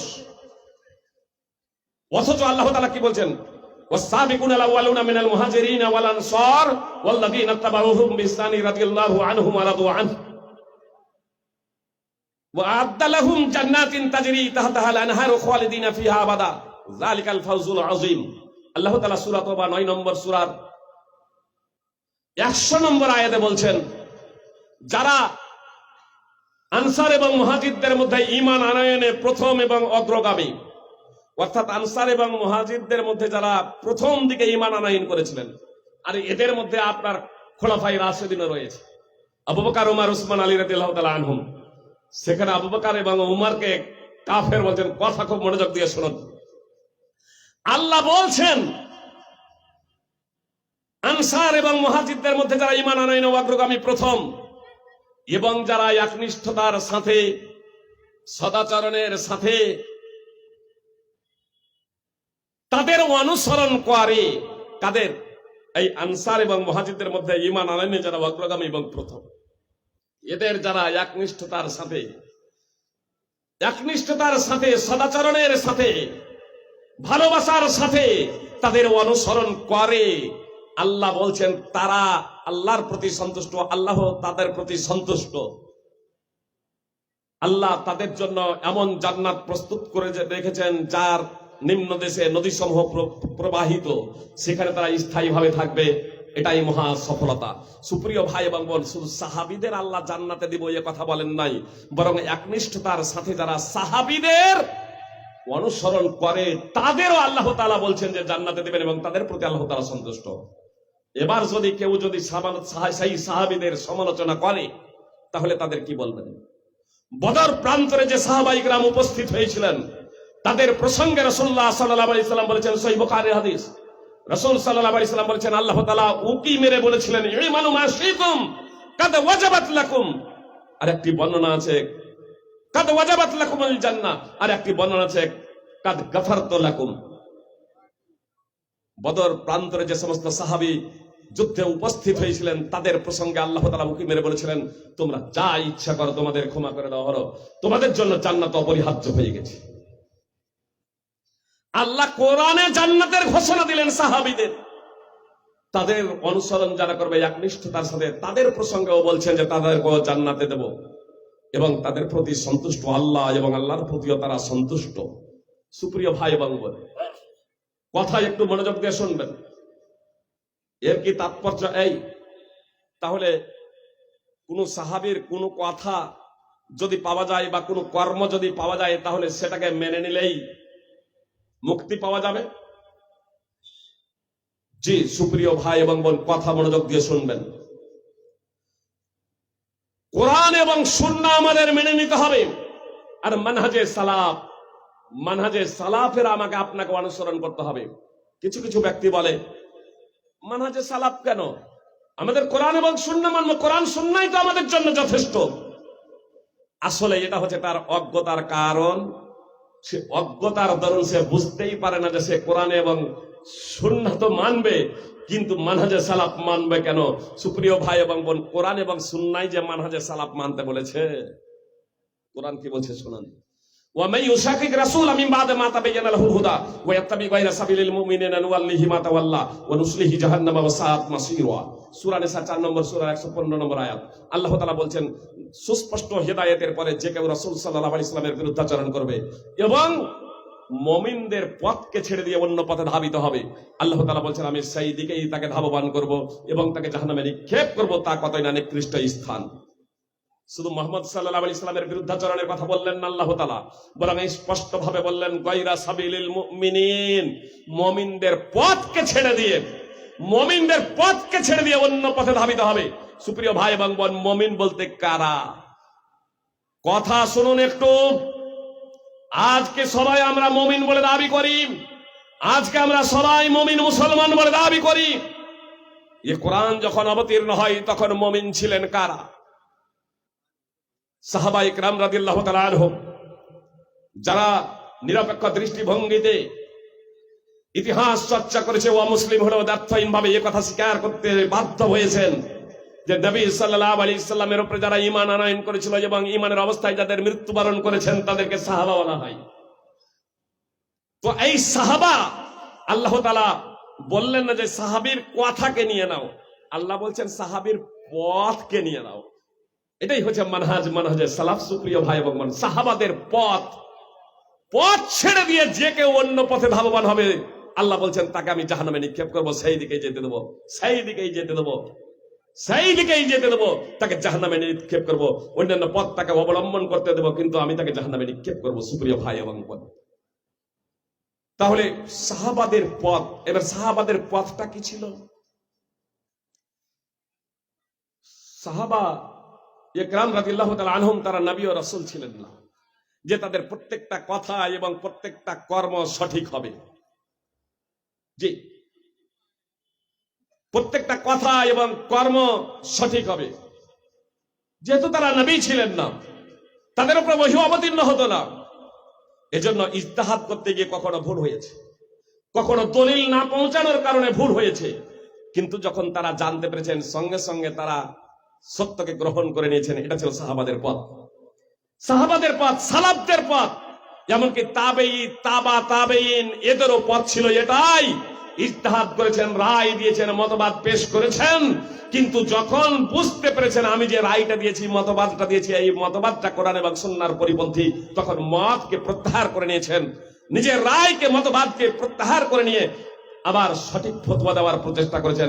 তারপরেও তারা মানুষ ছিল, তো অনেক সময় আপনার ভুলের উপরেই তাদের মৃত্যু হয়ে গেছে, কিন্তু তারা ছিলেন মুস্তাহিদ। আমরা তাদের সমালোচনা করব না, তাদের মাগফিরাতের জন্য দোয়া করব। সুপ্রিয় ভাই এবং বোন, ঈমানদারদের বৈশিষ্ট্য আল্লাহ তাআলা এটা বর্ণনা করেছেন সূরা হাশর 59 নম্বর সূরার 10 নম্বর আয়াত আপনারা অধ্যয়ন করুন। পূর্ববর্তী ঈমানদার ব্যক্তিদের জন্য দোয়া করবে, হিংসা পোষণ করবে না। তো আমরা সাহাবা, তাবেঈন, তাবেঈন, এমনকি সাহাবা শুধু নয়, আপনার 4-4টা ইমাম, অনেকেই আমাদেরকে বলে যে এরা ইমাম মানে না, ইমামকে গালি দেয়। সুপ্রিয় ভাই এবং বলে ইমামকে আমরা গালি দিই না, ইমামের কিছু কথাকে না মানাটা ইমামকে গালি দেওয়া নয়, এটা ইমামের ভুল হতে পারে। সুপ্রিয় ভাই এবং বোন, একটা শুধু আমি উদাহরণ দিচ্ছি। যারা কথা শুনছেন, বিভিন্ন মাযহাব এবং মাসলাকের আছেন ভাইরা, আমাকে বলেছেন যে আপনি বিতর্কিত কোনো কথা বলবেন না, কেউ যদি দুঃখ পান তাহলে এটা আমার উপরে চাপিয়ে দেবেন। আপনাদের দুঃখ দেওয়ার লক্ষ্য উদ্দেশ্য বলছি না, আর এটা কমিটির পক্ষ থেকেও নয়। আমি সাধারণভাবে আপনাদের হৃদয় থেকে ভালোবাসি, আল্লাহর জন্য ভালোবাসি, এজন্য শুধু আমি একটা উদাহরণ দিচ্ছি। ইমাম আবু হানিফার নিকটে কোরআন শিক্ষা দিয়ে, ইমামতি করে, আজান দিয়ে টাকা নেওয়া হারাম।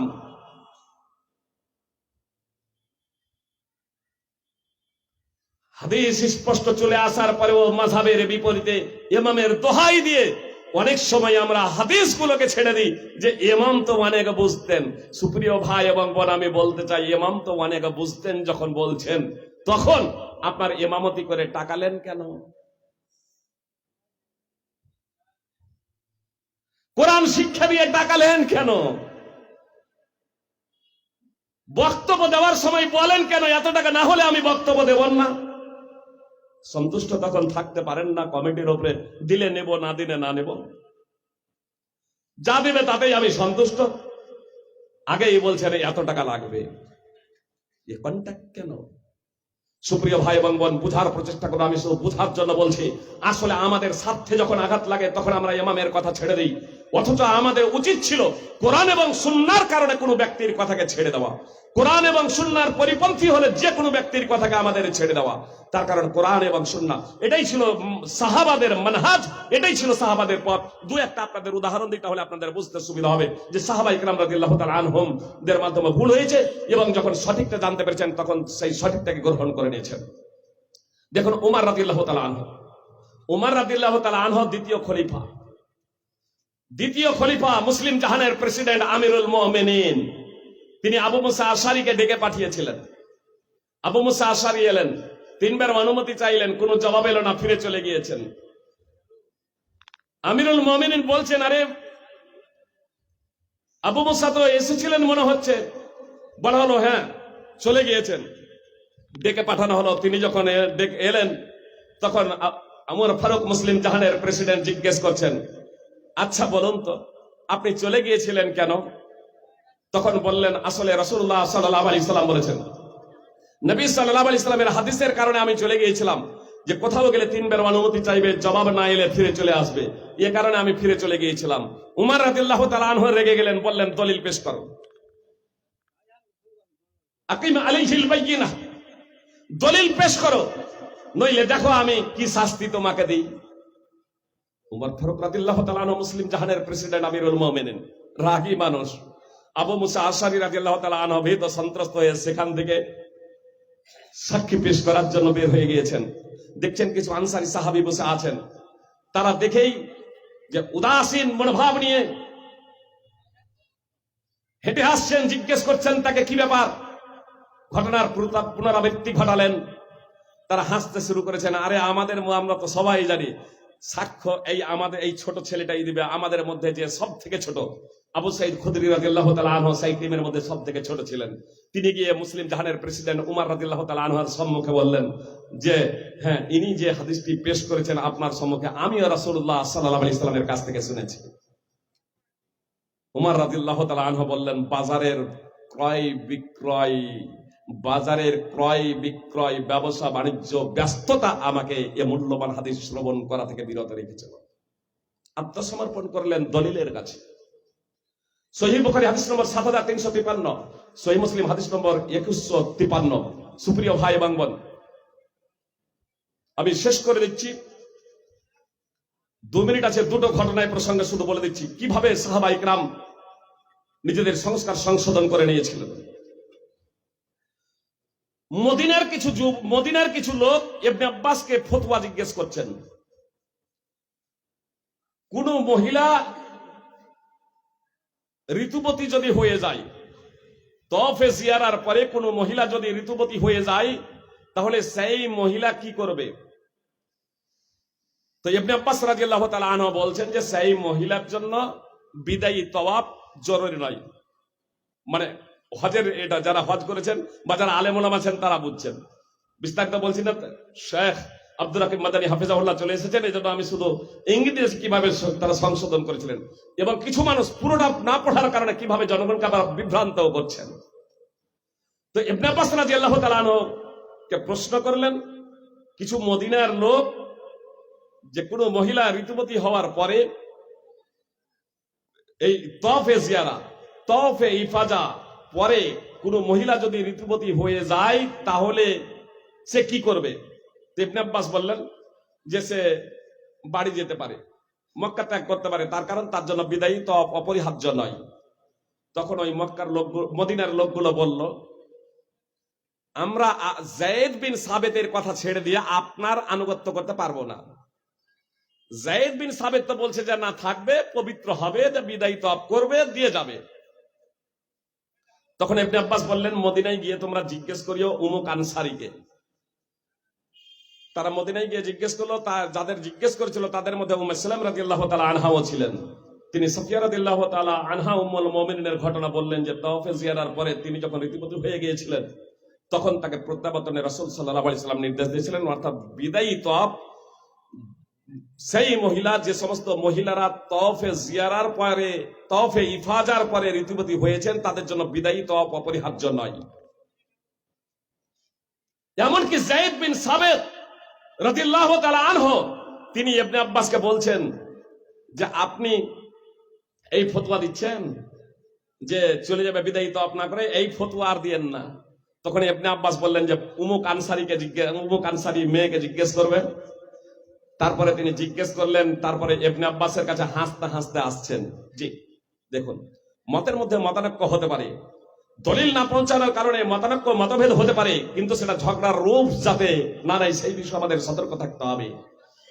যায়েদ বিন সাবিত হাসতে হাসতে এবার ইবনে আব্বাস রাদিয়াল্লাহু তাআলা আনহুর কাছে এসে বলছেন, আপনার ফতোয়াটাই সঠিক, আপনার ফতোয়াটাই সঠিক। মুসলিম আহমদ সহিহ মুসলিম হাদিস নম্বর 1328, যায়েদ বিন সাবেত নিজে তার ফতোয়া প্রত্যাহার করে নিচ্ছে। সুপ্রিয় ভাই এবং বোন, কিছু ব্যক্তি বলছে আজকে যে দেখুন সাহাবীদের যুগেই আপনার এই তাকলিদ শুরু হয়ে গেছিল। তাকলিদ কোথায় হলো ভাই? তাকলিদ কোথায় করলো? তারা তো বললো না যে আমরা জিজ্ঞেস করবো না, দলিলের অনুসরণ করবো না। ইবনে আব্বাস ফতোয়া দিয়েছেন, দলিল জিজ্ঞেস করছেন, এমনকি যিনি ফতোয়া দিয়েছিলেন তিনিও ফতোয়া প্রত্যাহার করে নিচ্ছেন।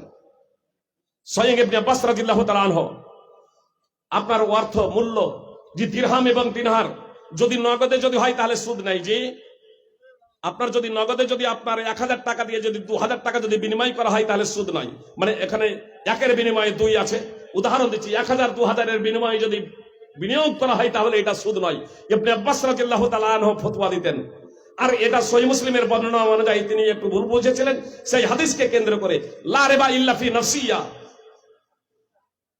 এই হাদিসকে কেন্দ্র করে যখন আবু সাঈদ খুদরি রাদিয়াল্লাহু তাআলা আনহু তাকে বলছেন যে কি ব্যাপার, আপনি এই ফতোয়া দিচ্ছেন নাকি যে এটা করা যাবে না? তখন ইবনে আব্বাস রাদিয়াল্লাহু তাআলা আনহু আবু সাঈদ খুদরি রাদিয়াল্লাহু তাআলা আনহুকে বলছেন, আপনি আমার থেকে বেশি জানেন, আল্লাহর কিতাব কোরআন আমার থেকে বেশি জানেন, আর সুন্নাহ সম্পর্কে বেশি অবগত। আমার কাছে কোরআন এবং সুন্নাহয় কোনো দলিল নেই। আবু সাঈদ খুদরি রাদিয়াল্লাহু তাআলা আনহু বললেন, এটা সুদ, এটা সুদ। যখন আমি রাসূল সাল্লাল্লাহু আলাইহি সাল্লামকে বলতে শুনেছি এই কথা, যখন আবু সাঈদ খুদরি রাদিয়াল্লাহু তাআলা আনহু যখন বললেন যে এটা সুদ, তখন সঙ্গে সঙ্গে ইবনে আব্বাস রাদিয়াল্লাহু তাআলা আনহু তার মতকে প্রত্যাহার করে নিচ্ছেন। আবুল জাওজা তিনি ইবনে আব্বাসের সাথে সাক্ষাৎ হলে, মক্কায় সাক্ষাৎ হলে দ্বিতীয়বার বলেন, জিজ্ঞেস করেন যে হে ইবনে আব্বাস, আপনি তো ফতোয়া দিয়েছিলেন 1 দিনারের বা 1 দিরহামের একের বিনিময়ে দুই বিনিময় করা কোনো সমস্যা নেই, অর্থাৎ মূল্য যদি কম বেশি বিনিময় করা হয় নগদে তাহলে কোনো সমস্যা নেই। আর অব্যাহত ধারায় যখন আপনি আমাকে এই ফতোয়া দিয়েছিলেন তখন থেকে এই ফতোয়াই দিচ্ছি। কে বলছেন? আবুল জাওজা। এই ফতোয়াই আমি দিয়ে বেড়াচ্ছি, কিন্তু আমার কাছে সংবাদ পৌঁছেছে যে আপনি নাকি আবার ফতোয়াকে প্রত্যাহার করে নিয়েছেন, আপনি আবার বলছেন যে এটা নাজায়েজ, এটা চলবে না। তখন ইবনে আব্বাস রাদিয়াল্লাহু তাআলা আনহু বললেন যে হ্যাঁ, সেটা ছিল আমার রায়, সেটা ছিল আমার মতবাদ। তারাক্তু রায়ি ইলা হাদিসে রাসূলুল্লাহ সাল্লাল্লাহু আলাইহি সাল্লাম, আমি আমার রায় মতবাদকে আমি বিসর্জন দিয়েছি রাসূল সাল্লাল্লাহু আলাইহি সাল্লামের হাদিসের কারণে। মুসলিম আহমদ হাদিস নম্বর 1990। সুপ্রিয় ভাই এবং বোন, আমি আপনাদের কাছে বিনীত অনুরোধ করব, আসুন আমরা যদি এই মুসলিমদের অধঃপতন থেকে পরিত্রাণ পেতে চাই তো সর্বপ্রথমত আমাদের জ্ঞানার্জন করতে হবে, আমাদের বিদ্যা অর্জন করতে হবে। আমাদের কোরআন এবং সুন্নাহর যে মৌলিক জ্ঞান, এটা প্রত্যেকটা মুসলিমকে শিখতে হবে। আর কোরআন এবং সুন্নাহ শুধু শিখলেই হবে না, তা মানহাজে সালাফ সাহাবা ইকরাম তাবেঈন তাবা তাবেঈন কিভাবে বুঝেছেন সেইভাবে বুঝে তাদের পথ অনুযায়ী আমাদেরকে চলতে হবে। তাহলে আবার আমরা মাথা উঁচু করে দাঁড়াতে পারবো, আবার আমরা বিজয়ী হব ইনশাআল্লাহ। আল্লাহ তাআলা বলছেন ওয়ালা তাহিনু ওয়ালা তাহজানু আনতুমুল আ'লাউনা ইন কুনতুম মুমিনিন, তোমরা হীনমনোবল হইও না, তোমরা দুঃখিত হইও না, তোমরাই বিজয়ী হবে যদি তোমরা ঈমানদার হও। সূরা আলে ইমরান 3 নম্বর সূরার 139 নম্বর আয়াত। সুপ্রিয় ভাই এবং বোন, পবিত্র কোরআন এবং সুন্নাহকে যদি আমরা যথাযথভাবে আঁকড়ে ধরি তাহলে ইনশাআল্লাহ আবার আমরা বিজয়ী হব। এই পার্থিব জগতে আল্লাহ তাআলা আমাদের শাসন ক্ষমতা দেবেন, মাথা উঁচু করে দাঁড়াতে পারবো, আর মৃত্যুর পরেও আমরা সফলতা অর্জন করব। আল্লাহ তাআলা আমাদের প্রত্যেককে প্রকৃত মুসলমান হওয়ার তৌফিক দান করেন। আমরা যে আজ অধপতনে, এই অধপতন থেকে আমাদের আল্লাহ তাআলার তৌফিক আল্লাহ তাআলার কাছে আমরা তৌফিক কামনা করি, সাহায্য প্রার্থনা করি, কোরআন এবং সুন্নাহর জ্ঞান অর্জন করি। হে আল্লাহ, তুমি আমাদের এই পাপী টাপী বান্দাকে তোমার তৌফিকের মাধ্যমে, তোমার রহমতের মাধ্যমে আমাদেরকে জ্ঞান দান করো এবং কোরআন এবং সুন্নাহ বাস্তবায়নের তৌফিক দান করো, যার মাধ্যমে আবার আমরা পৃথিবীতে মাথা উঁচু করে দাঁড়াতে পারবো এবং মৃত্যুর পরে তোমার সন্তুষ্টি অর্জনে ধন্য হবো। আকুলু কওলি হাযা আস্তাগফিরুল্লাহ লি ওয়া লাকুম ওয়া লিল মুসলিমিন। আসসালামু আলাইকুম ওয়া রাহমাতুল্লাহি ওয়া বারাকাতুহু। আসসালামু আলাইকুম